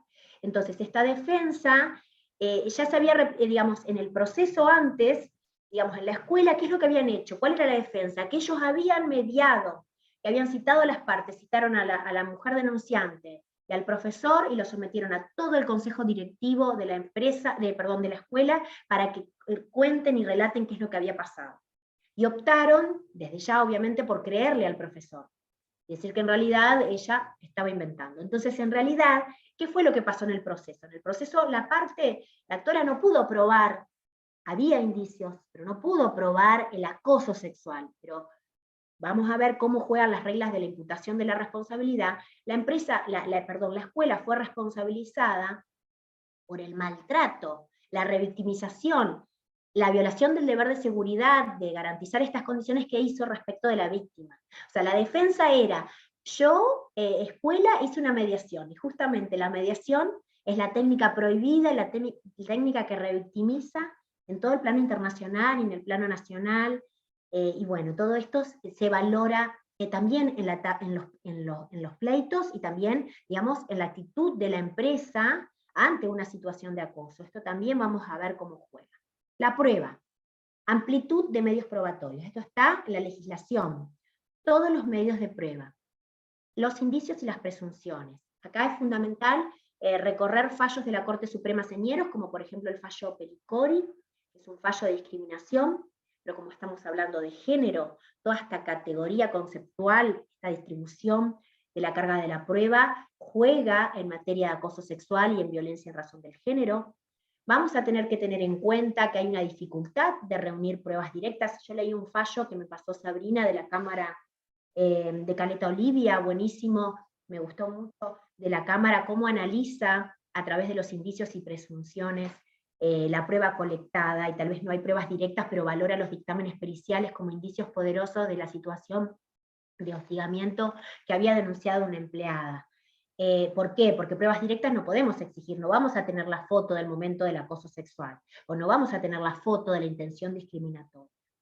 Entonces van a ser importantes los dictámenes periciales, los psicólogos, de las psiquiatras, las declaraciones testimoniales, como en todo pleito laboral, hay que analizar digamos, el fenómeno laboral a partir del principio de primacía de la realidad. No va a haber pruebas documentales como la faz civil. Es los testigos, analizar los dichos de los testigos. La declaración de la propia víctima. La declaración de la propia víctima, aunque ustedes les pueda parecer raro, pero está exigido por la Corte Interamericana de Derechos Humanos, y es una garantía que también está en la Ley 26485, a la que adhieren los códigos procesales. Todos los medios de prueba, indicios y presunciones, y bueno, y después vamos a tener que ver el tipo, que habíamos hablado hoy, de violencia. El acoso psicológico, ya vimos que es muy difícil de probar. Entonces vamos a tener que acompañar pruebas que nos permitan configurar indicios para que el juez o la jueza crean la versión de la parte, ¿no? Entonces, por ejemplo, la prueba pericial psicológica, la prueba pericial psiquiátrica son de importancia fundamental. ¿Por qué? Porque nos pueden aportar elementos acerca de la estructura psíquica de las personas involucradas, tanto de la persona que afirma haber sido víctima de violencia, como de la persona que supuestamente infirió violencia a otra. A su vez, tenemos que tener en cuenta todos estos gestos, estos hechos particulares, que tal vez invocando estos hechos concretos puedo configurar los indicios con la prueba de los testigos. Por ejemplo, una persona que la veía llorando luego de una reunión con el jefe. Son indicios que pueden ir formando un cuadro indiciario que después la judicatura va a tener que evaluar. La pericia psicológica, ¿por qué es importante? ¿Y por qué importantes son los puntos periciales? Saber ofrecer los puntos periciales. Por ejemplo, muchos fallos valoran que los psicólogos y las psiquiatras, los profesionales y las profesionales, existen técnicas para descartar simulación o fabulación. Entonces, un punto pericial puede ser preguntarle al perito o a la perita que nos diga si existen o se detectan, hay test que permiten determinar la confiabilidad de la declaración de la persona. Los profesionales y las profesionales están preparadas para detectarlo. Bueno, puntos específicos sobre esto. Esto lo tienen que ofrecer las partes, pero también, obviamente, por esta libertad de prueba y por esta obligación de la judicatura de investigar, el juez o la jueza, cuando manda a producir una pericia y ve que los puntos no están, y esto puede ser tan importante, creerle o no creerle a la víctima, preguntarle si le puede aplicar algún test para determinar técnicas de simulación o fabulación. Esto es valorado luego en las sentencias como una prueba, como un indicio de la existencia del acoso. Obviamente en el acoso sexual no va a haber testigos directos o no va a haber pruebas directas, esto ya incluso hay fallos civiles, de las cámaras civiles de hace muchos años atrás ya, que no exigen pruebas directas del acoso sexual. También obviamente para el acoso sexual es muy importante la prueba pericial psicológica y psiquiátrica, los puntos de pericia que hablábamos. Y otra cuestión muy importante es el tema de las secuelas, es decir, en la pericia vamos a poder investigar las estructuras psíquicas de las personas, obviamente los hechos no, el perito no va a poder decir si esto sucedió, pero sí va a poder informar que hay ciertas secuelas o hay ciertas estructuras que concuerdan con este cuadro, que por ejemplo esto fue lo que hizo la sentencia, tener en cuenta las conclusiones periciales. Si hubo a incorporar, por ejemplo, licencias previas, porque generalmente empieza la víctima a no querer ir al trabajo, a no poder ir al trabajo, toda esta historia clínica, las atenciones, la medicación, todo esto es importante invocarlo y valorarlo. El acoso psicológico y el acoso sexual causa estragos en las personas, entonces también va a haber secuelas físicas, va a haber depresión, a veces problemas gastrointestinales, cansancio, ansiedad, problemas de todo tipo desde el plano de vista físico, que también pueden ser valorados por la judicatura en el momento de la sentencia como indicios que corroboran esta existencia del acoso. La declaración de la propia persona, bueno, lo exige la Corte Interamericana, y como dijimos, está prevista específicamente como una garantía, le tenemos que garantizar a la persona que la vamos a escuchar para saber su opinión, porque si vamos a tomar una medida, a lo mejor la medida es cambiarla de puesto de trabajo y esto la revictimiza, entonces tenemos que saber lo que piensa, también tenemos que escucharla, este derecho a ser oída, y es muy importante la parte que conozca, la parte que lo va a plantear el caso, que conozca este dispositivo procesal, porque claramente es una garantía, pero es un medio de prueba, porque el juez o la jueza va a tener contacto directo con la persona y va a poder escuchar, incluso en un proceso tal vez de un despido o tal vez de daños, no una medida de las que decíamos de preventivo urgente. Cualquier tipo de proceso va a poder escuchar a la persona. Este derecho a ser oída, por ejemplo, puede ejercerse en cualquier estado del proceso, porque es una garantía que tiene que asegurarse. Por ejemplo, hay un fallo que encontré que en el medio de la audiencia de vista de la causa, la parte demandada desiste de la absolución de posiciones, ¿no?, de la actora. Y entonces el abogado dice, no, yo quiero que se escuche a mi clienta, por la garantía del artículo 16. Quiero que el juez o la jueza, no sé quién era, la escuche. Entonces miren qué importante, se le permitió. Tal vez el relato de esa persona iba a ser una fuente de convicción para el juez o la jueza, y a sabiendas de eso la parte demandada desiste de la prueba. La garantía, obviamente es mejor que la ofrezca la parte, pero si no lo ofreció en la demanda, puede plantearlo con posterioridad, no hay una preclusión para esto, y si no, debe ser oficiosamente garantizada por el tribunal. Y bueno, juntamos todas las pruebas, juntamos las periciales, juntamos los testigos, y después está cómo valoramos la prueba. ¿Por qué? Por esto que nos pasa a todos, que todos tenemos estereotipos. Es decir, una cosa es analizar la declaración de la víctima creyéndole o no teniendo estereotipos que teniéndolos, fijándonos en su imagen física o en su, su pasado o su carrera laboral, o su situación socioeconómica. Todos estos estereotipos nosotros tenemos que tratar de despejarnos cuando vamos a analizar el caso. Por ejemplo, para valorar la prueba, el miedo de la víctima. Nosotros tenemos que tener en cuenta, esto es básico en el derecho laboral, que la persona puede denunciar cualquier incumplimiento cuando ya fue extinguida la relación laboral. Y esto no se puede utilizar como una presunción en su contra, en cualquier tipo de derecho, siempre y cuando obviamente lo denuncie dentro del plazo de la prescripción, ¿no? Pero bueno, con mayor razón aún, todos sabemos que los casos de acoso sexual no son fáciles de denunciar, mucho menos, ustedes lo sabrán, ocurre en todos los ámbitos públicos, en los ámbitos privados. La víctima de una situación de acoso tiene vergüenza, tiene miedo de denunciar. ¿Por qué? Porque los estereotipos hacen que la persona que denuncia una situación de acoso sexual sea vista a veces como la culpable de esa situación. Entonces la persona que está en esta situación tiene miedo de que el jefe o la jefa pueda ejercer su poder y esto quede impune, de exponerse, de que su propia pareja se entere de la situación y considere que ella es la culpable o la que provocó a la otra persona. Tiene miedo que la gente no le crea, tiene miedo de quedar como una persona conflictiva dentro del ámbito empresarial, tiene miedo de perder el trabajo, tiene miedo de no poder acreditarlo, de no tener pruebas. Bueno, toda esta situación confluye para que existan obstáculos para efectuar una denuncia. Entonces el juez o la jueza, cuando va a analizar el caso, no puede valorar en contra de la persona el hecho de que no lo haya denunciado cuando el juez o la jueza considera que debió denunciarlo. No, ¿cómo va a consentir que la acose? Debió hacerlo durante la vigencia del vínculo. Bueno, eso es inadmisible desde el punto de vista de la valoración de la prueba con perspectiva de género. También hay fallos en este sentido.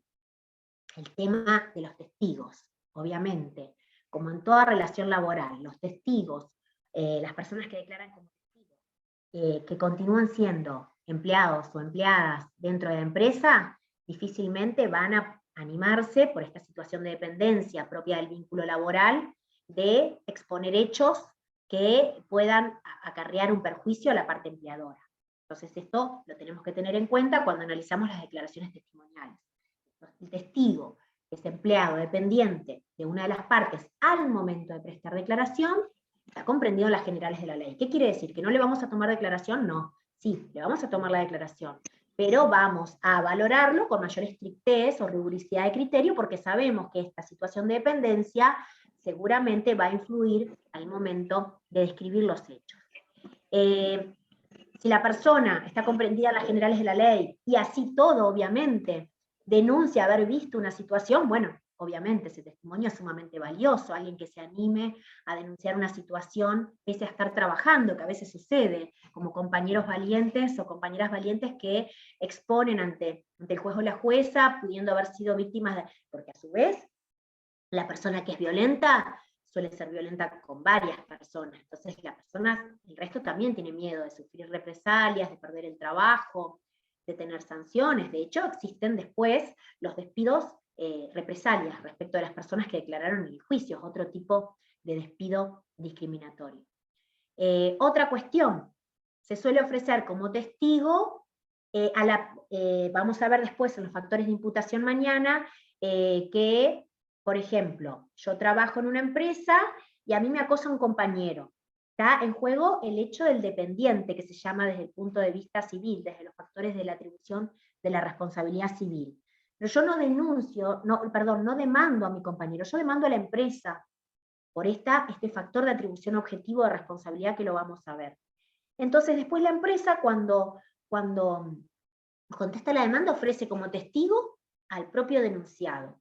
Bueno, acá es claramente, nadie puede ser testigo imparcial de su propia conducta. Es decir, naturalmente la persona que estuvo involucrada en los hechos no debería ser admitido como testigo, o si se lo admite, se lo tiene que valorar bajo esta situación, que prácticamente, sin llegar a ser parte, no puede pretender que sea imparcial cuando está comprometida su propia responsabilidad en los hechos. Otra cuestión, los testigos y las testigos también están atravesados por estereotipos de género. Esto también lo tenemos que saber ver cuando escuchamos las audiencias.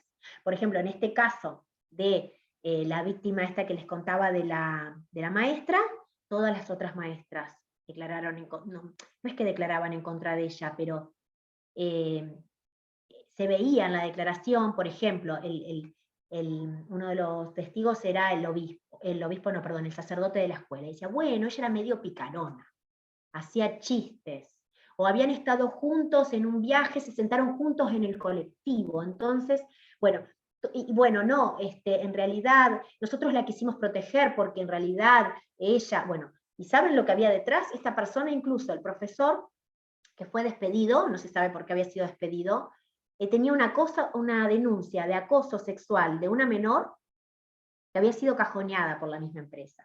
Entonces ustedes fíjense cómo los estereotipos de género y cómo, digamos, no exponer esta situación confluyó para que el caso, digamos, se encierre. Y si este caso no es analizado, que fue analizado con perspectiva de género por la jueza de primera instancia, este caso podía quedar como que, bueno, no, había habido una relación personal entre las dos personas por la cual había habido un conflicto y esto no es acoso, ¿no? Entonces, detectar que estos estereotipos también pueden atravesar a las personas que declaran en el juicio. Incluso a veces hasta los psicólogos o las psicólogas, hasta el juez, la jueza, todos podemos impregnar el juicio con nuestros propios prejuicios. El tema de que también se ofrece como prueba, y la Corte Interamericana dice que es inadmisible, son inadmisibles estas líneas de investigación, los antecedentes sexuales de la víctima, si era prostituta, si tuvo muchos novios, si es no, eso no importa para analizar una situación de acoso sexual, es inadmisible ese medio de prueba. No se puede investigar el comportamiento social de las víctimas, hay que investigar el hecho puntual. Otra cuestión, las descalificaciones. La contestación de la demanda muchas veces encierra descalificaciones, o sea, la introducción de este tipo de defensas, tratando de ensuciar, tanto en el caso de la violencia sexual, como también el caso, bueno, es una persona conflictiva, es una persona que tiene problemas psicológicos, en realidad lo que pasa es que está separada y bueno, se lleva mal con el marido y entonces esto lo traslada. Bueno, todas esas defensas que tienden a, con independencia luego de cómo jueguen en la reparación del daño, que lo vamos a ver, pero no van a ser argumentos para decir que no hubo violencia, o pretender convencer al juez descalificando a la víctima. Al contrario, el juez o la jueza entrenada en perspectiva de género, lo que va a ver es que esto es una conducta procesal que está reñida, digamos, con la perspectiva de género exigible, y que en vez de favorecer a la parte, lo que hace es calificarla, porque claramente tiene una visión estereotipada y una visión, digamos, no respetuosa del género en una presentación judicial. Esto hasta puede ser valorado en contra de la parte, o sea, atención también las defensas incluso en el intercambio epistolar de los abogados y las abogadas, cuando por ejemplo una persona denuncia haber sido víctima de, por ejemplo, discriminación en función de que estaba realizando un tratamiento de, bueno, exponer por qué no hay, bueno, no estábamos en conocimiento de que estaba en tratamiento de fertilización, la intimamos a que se reintegre al trabajo, por ejemplo, ¿no? Digamos, la buena fe también en la etapa epistolar y en la contestación de la demanda. Otra cuestión para valorar la prueba, que también se ve en los pleitos, estos hechos de violencia o de acoso son traumáticos para las víctimas, bueno, dependiendo obviamente de la intensidad. Entonces es común, como nos pasa a todos, que ante un hecho traumático a veces nos olvidamos de ciertos detalles, o incurrimos en imprecisiones, o no nos recordamos algunos lapsos del relato. Entonces, también la Corte Interamericana y también la jurisprudencia de la Cámara Nacional del Trabajo valora esto, que estas inconsistencias o variaciones, lejos en realidad de ser una prueba en contra, en realidad es algo normal desde lo psicológico respecto a una persona que ha sufrido un caso de, por ejemplo, de abuso sexual. Hubo un caso que está muy interesante, está la posición de la mayoría y de la minoría, ¿no? La doctora Vázquez en minoría. Era de una víctima, había sido de un abuso, era contra el RT por un abuso en el trayecto, un accidente in itinere. Y bueno, cuando ella relató, no sé, en sede policial, y luego la calle dijo distinta la ubicación, y bueno, esto fue valorado, pese a que la pericia psicológica decía que tenía, digamos, signos de haber sido víctima de violencia, que tenía secuelas, y que su relato era fiable, en contra del perito le valoraron de que se confundió en la calle, esta inconsistencia del relato. Entonces ella en minoría postula, hace su disidencia diciendo, no, esto es incompatible con la perspectiva de género, valorar en contra porque se confunde la ubicación de la casa de una persona, una mujer que había sido víctima de violencia sexual comprobada en el trayecto. El único testigo, obviamente, como en los pleitos laborales, a veces el único testigo es suficiente, si es coherente, si es concordante, si puede también apoyarse con otros elementos. El único testigo también tiene valor, con más razón aún en este tipo de casos. Y bueno, juntamos las pruebas, reunimos las pruebas, y como vimos, no vamos a encontrar las pruebas directas de todo lo que se dijo, o de todos los detalles, o de todo el móvil. Entonces, acá le toca al juez o la jueza resolver, y acá es donde empiezan a jugar las cargas de la prueba, la distribución de la carga de la prueba. A veces pensamos, como abogados o como abogadas, yo tengo que probar, yo esto no lo tengo que probar, lo prueba el otro, no lo pruebo yo. Y eso es una trampa. ¿Por qué? Porque nosotros no sabemos cómo me va a distribuir el juez o la jueza luego las cargas de la prueba. Yo, como les decía hoy, yo tengo que probar todo lo que digo, tratar de probar, tal vez no lo puedo probar, pero yo ofrecer todos los medios, yo actor, actora, yo demandada, todos los medios, todas las pruebas, instarlas. Luego, ¿qué pasa? La reconstrucción de los hechos nunca va a ser total. O sea, son hechos que ocurrieron a veces 3, 4, 5 años atrás, que no había testigos, en un lugar en el que no estábamos. Vamos a poder tener pedacitos de la realidad, y eso lo tenemos que juntar para configurar, porque tenemos la obligación de fallar. Como tenemos la obligación de fallar, no podemos decir, bueno, no hay prueba, no sé qué hacer, tengo que resolver. Y ahí entran a jugar las cargas de la prueba.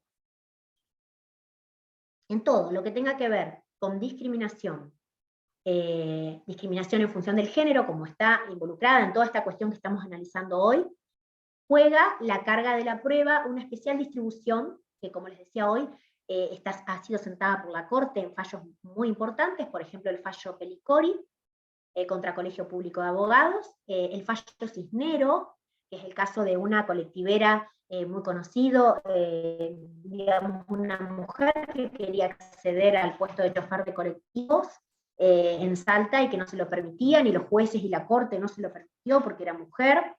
Decía que las mujeres no estaban preparadas, que las manos de las mujeres tenían que ser delicadas y no podían estar, digamos, encargándose de este tipo de cuestiones, es ser colectivera, entonces no le permitían acceder al puesto de trabajo, es una acción colectiva muy importante, y aquí se analiza toda esta cuestión de la carga de la prueba y de cómo juegan las cargas de la prueba también. Es otro fallo que complementa el fallo Pelicori, el fallo Cisnero. ¿Por qué es importante?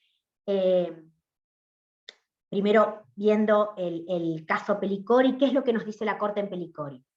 Que cuando tenemos un acto de discriminación, la Corte hace todo un análisis muy profundo de todos estos instrumentos internacionales que estuvimos viendo, de todas las recomendaciones, y dice que, el comienzo de la clase, que el mayor obstáculo para la violencia de género, para la discriminación, toda la discriminación, no solamente por razón de género, la sindical, la política, la por enfermedad, cualquier tipo de discriminación, es probar el móvil, probar el cuadro, el motivo presunto de la discriminación. Entonces, basta que la parte aporte indicios suficientes para que se induzca que pudo existir este motivo discriminatorio. Y entonces, en tal caso, reunidos esos indicios, por eso es tan importante exponer y aportar elementos para probar, se va a trasladar la carga de la prueba a la otra parte, que va a tener que tratar de desvirtuar esta presunción. Entonces, si yo demandada me limité a negar, y yo demandada no dije nada, y me quedo sin nada, no voy a poder desvirtuar, voy a tener el cuadro indiciario no desvirtuado, y tal vez tenía yo prueba para ofrecer, y como no me capacité en esta materia como abogado de la demandada, tenía un montón de pruebas para ofrecer que, por ejemplo, no sé, esta persona había incurrido, fue despedida porque incurrió en incumplimientos contractuales. No los invoqué. Y pude haber desvirtuado la carga de la prueba, por ejemplo.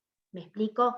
Es decir, cómo es importante la postura de las partes, y cómo esto después se va a terminar viendo en el momento de la sentencia, cuando el juez tenga que resolver.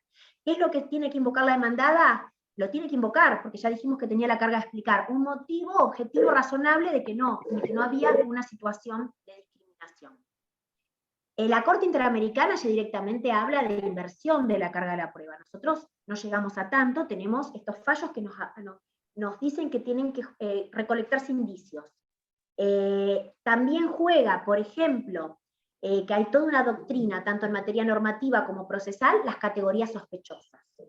Cuando estamos frente a una categoría sospechosa, el género es una categoría sospechosa, se invierte la carga de la argumentación. Y entonces se le va a exigir más a la parte denunciada, tanto a nivel de exposición como a nivel de prueba. La recomendación 209 de la OIT también nos dice 3 recomendaciones a los estados: tribunales especializados en violencia de género, celeridad en los trámites, inversión de la carga de la prueba. O sea, son recomendaciones, pero que tienen su valor y que a nosotros como jueces y juezas nos tienen que dar fuerzas para aplicar estos criterios que ya están sentados por la Corte y también en el plano internacional. Otra cuestión, las cautelares. Ustedes saben que cuando tenemos una cautelar, no vamos a exigir el mismo grado de convicción o el mismo grado de prueba. Imagínense un embargo preventivo, cualquiera. Verosimilitud del derecho, ¿no? Peligro en la demora. Eso es lo clásico en cualquier medida cautelar. Bueno, por ahí se da la inconsistencia que para disponer una medida en una situación de este tipo de denuncias, se pretende, no, para actuar necesito pruebas, dice el juez, para disponer algún tipo de medidas. Y se invierte lo que en realidad ya es un principio asentado de toda cautelar. Hay un fallo muy bueno, de la Suprema Corte de Justicia de Buenos Aires, el doctor De Lázari, que bueno, sus fallos siempre eran geniales, y él baja el caso Pelicori, lo baja a una cautelar. Era de una trabajadora trans que quería incorporarse a un municipio, ser reinstalada porque había sido discriminada en función del género, y en esta reinstalación el juez Lázari analiza todo, cómo juega esta distribución especial de las cargas de la prueba, precisamente también en el campo de las medidas cautelares. También es importante para actuar con diligencia. La cuestión que hablábamos hoy de la discriminación, de que el acoso sexual, dice el OIT y dice la CEDAW, que es una forma de discriminación contra la mujer porque lo sufren mayoritariamente las mujeres o las personas discriminadas en función del género. Si la parte actora lo invoca, lo hace saber el juez tal vez entonces se anime al momento de juzgar un acoso sexual, a aplicar esta distribución de las cargas probatorias que rige en todo lo que tenga que ver con la discriminación, y que esto sí ya está recontra aceitado en todo el plano jurisprudencial. Las cargas probatorias, sí. Solo para que sepas, porque me pediste que te avise, faltan 10 minutos para las 7. Está bien, ya estoy terminando. Sí, ya termino. Otro tema, la discriminación salarial. Hay un fallo muy importante también, viejo, pero buenísimo, se llama Estrella Fernández, y lo que hace es analizar la distribución de las cargas de la prueba en la discriminación salarial que también se puede dar en el empleo. Puede ser por razón de género o obviamente por otra razón. Tenemos un artículo en la Ley de Contrato de Trabajo, que es el artículo 81, que obviamente tiene que haber una igualdad salarial, y que si no hay una igualdad salarial frente a igualdad de tareas, tiene que estar justificada en una mayor laboriosidad, o en una mayor capacidad, o en una mayor productividad. Entonces, ¿qué es lo que tiene que probar? Miren la distribución de la carga de la prueba, ¿qué es lo que la discriminación salarial, que por ejemplo puede sufrir una mujer respecto de un jefe de la misma jerarquía. Esto se da en las empresas, está comprobado, cobran aproximadamente las mujeres ante igualdad de cargo, en muchas empresas un 30, un 20% menos. Entonces, hay que probar el tratamiento diferenciado y que estoy en la misma categoría. Y entonces será la empresa quien tenga que acreditar que existen razones objetivas por las cuales esta otra persona tiene derecho a percibir una mayor remuneración. Este es un fallo viejo de la década del 80, pero que distribuye la carga de la prueba en un caso de discriminación. El indicio ¿qué es? Cobro lo mismo, cobro distinto y trabajo en la misma tarea. Bueno, el motivo lo va a tener que probar, la razón objetiva, la parte sindicada como aquella que discriminó salarialmente.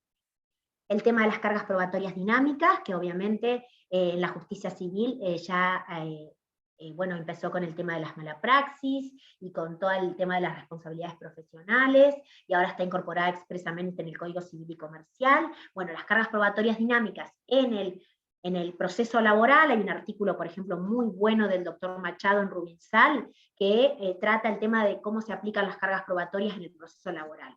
Bueno, las cargas probatorias dinámicas son citadas, aplicadas en la mayor parte de los fallos de la Cámara Nacional de Apelaciones de Trabajo, expresa invocación de las cargas probatorias dinámicas precisamente para analizar este tipo de casos, porque precisamente la parte que invoca este hecho está en dificultad de condiciones para probar. Es más fácil probar el motivo objetivo que probar la intención discriminatoria, que difícilmente pueda probarse.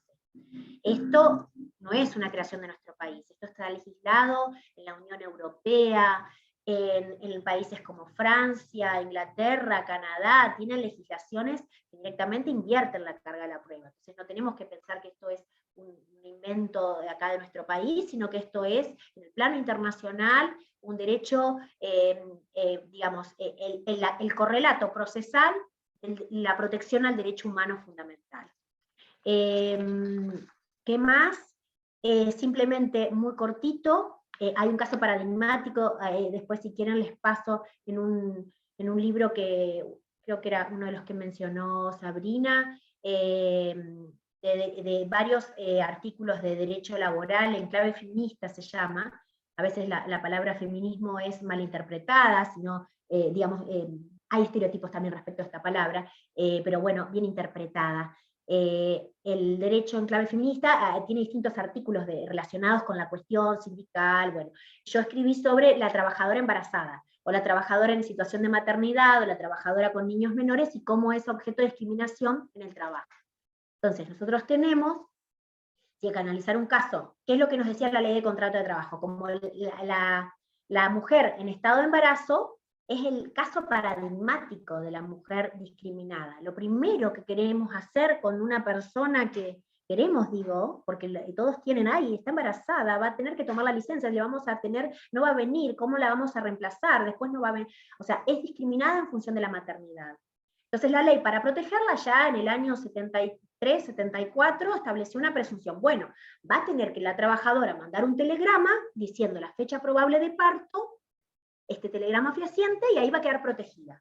Entonces, si mandó el telegrama y si el telegrama le llegó al empleador, va a estar protegida y no va a poder ser despedida. Y si es despedida, va a tener una indemnización agravada. Esto dice la ley.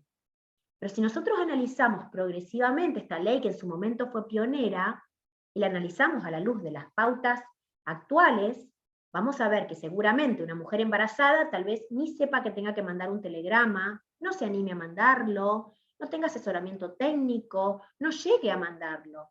Entonces, aquí, que es un caso, si una persona, por más que no tenga el telegrama, puede acreditar que este estado de embarazo era conocido porque era notorio, puede aportar indicios de que en realidad estaba en una situación de embarazo, estamos ante un típico caso de despido discriminatorio, que aunque el telegrama se haya cruzado, a veces se cruzan los telegramas. Es despedida y después la trabajadora justo llega el telegrama comunicando. Bueno, esa contemporaneidad, por ejemplo, el entrecruzamiento de cartas es un indicio ya de que seguramente el motivo del despido fue este estado de embarazo que ya era conocido por el empleador o por la empleadora. Entonces, si yo tenía que analizar un caso 15 años atrás, iba a decir, no está el telegrama, no llegó la comunicación fehaciente, la carta que llega primero. Ahora, con todas estas reglas procesales, avanzamos y vemos que lo tenemos que analizar con perspectiva de género y ver que no le podemos exigir a una mujer embarazada que para que quede protegida tenga que mandar un telegrama en el correo y saber que tiene que mandar un telegrama en el correo, si no, no tiene protección.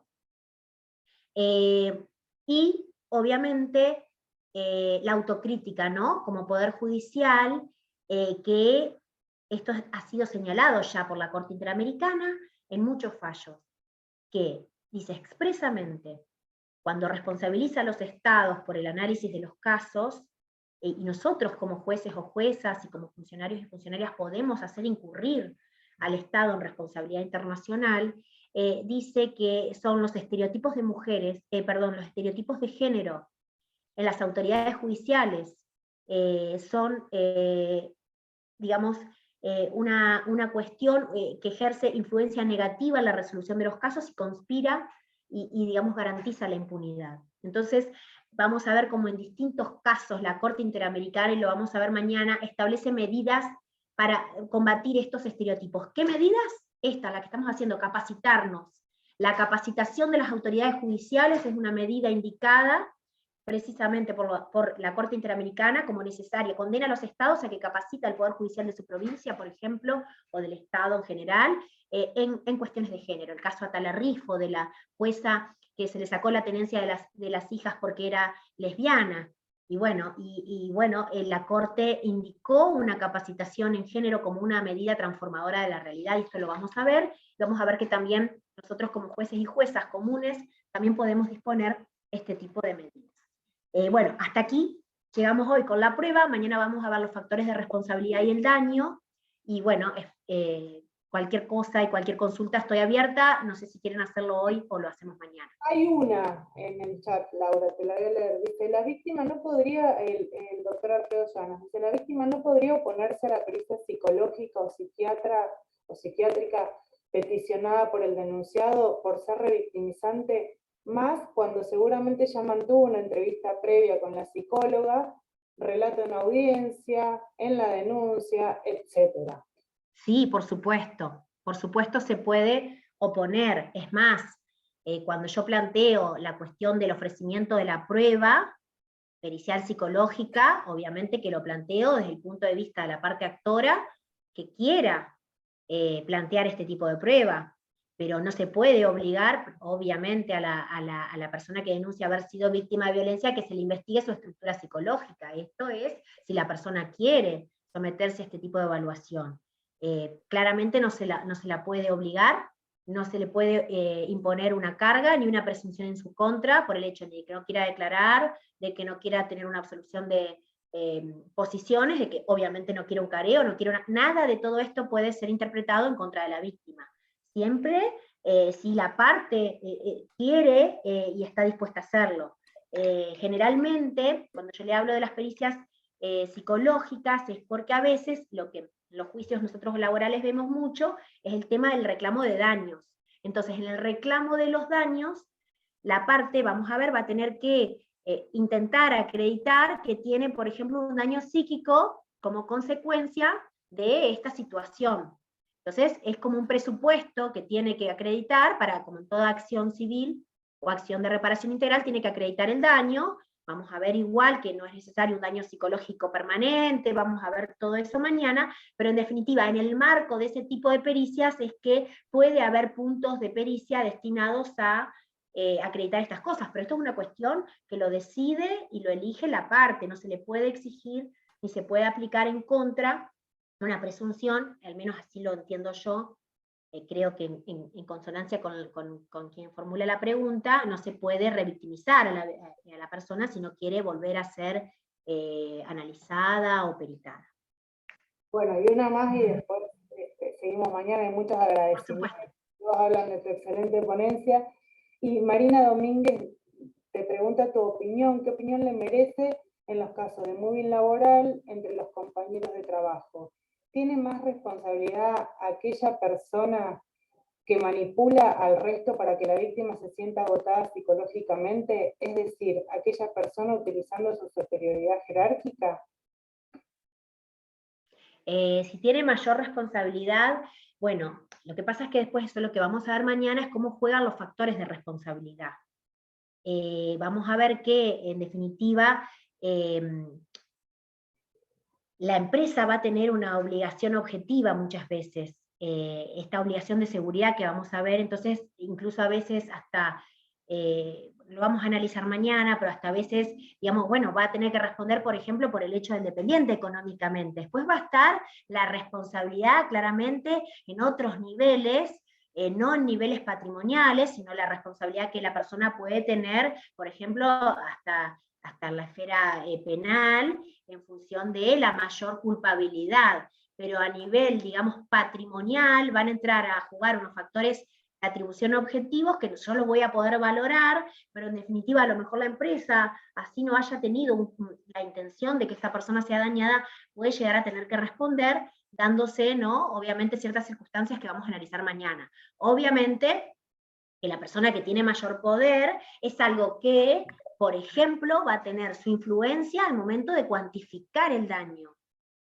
Por ejemplo, la gravedad de la conducta. Cuando nosotros analizamos el daño moral, una de las cuestiones es las características del hecho y la gravedad de la conducta. Entonces, una persona que abusó de su posición de poder, tenemos un fallo, por ejemplo, en Entre Ríos, lo tuvieron en cuenta al momento de establecer la suma de reparación. No va a ser lo mismo seguramente la gravedad de la conducta que va a influir en la cuantificación del daño. En esa lesividad en función de esta mayor, digamos, posición de superioridad. Ahí sí puede influir en la cuantificación, pero bueno, lo vamos capaz a analizar mejor mañana. No sé si se entendió la respuesta. Sí, sí. La doctora Laura me dijo de que ella nos va a dar todo el material del que está hablando, y piden específicamente el fallo de Entre Ríos, que determinó que corresponde al fuero laboral intervenir ante un supuesto de violencia en el marco de una relación de empleo público. Así que Laura, Sí. cuando mande el material, si nos puedes mandar ese fallo. Sí, por supuesto. Sí, sí, sí, fallos de, hay fallos del Superior Tribunal, hay fallos de las cámaras, bueno, hay artículos que pueden servir, también hay fallos muy buenos, ya les digo, en la Cámara Nacional de Apelaciones. Todas esas cuestiones nos van, digamos, formando y nos van llevando a conocer más material, más autores, y poder tener más elementos bueno, para analizar estos casos tan complejos, ¿no? Que nos obligan a revisarnos. Bueno, muchas gracias, doctora, muchas gracias a todos y todas por haberse conectado hoy. Nos volvemos a encontrar mañana a las 10 de la mañana. Bueno, muchísimas gracias y gracias por la paciencia. Hasta luego. Hasta luego.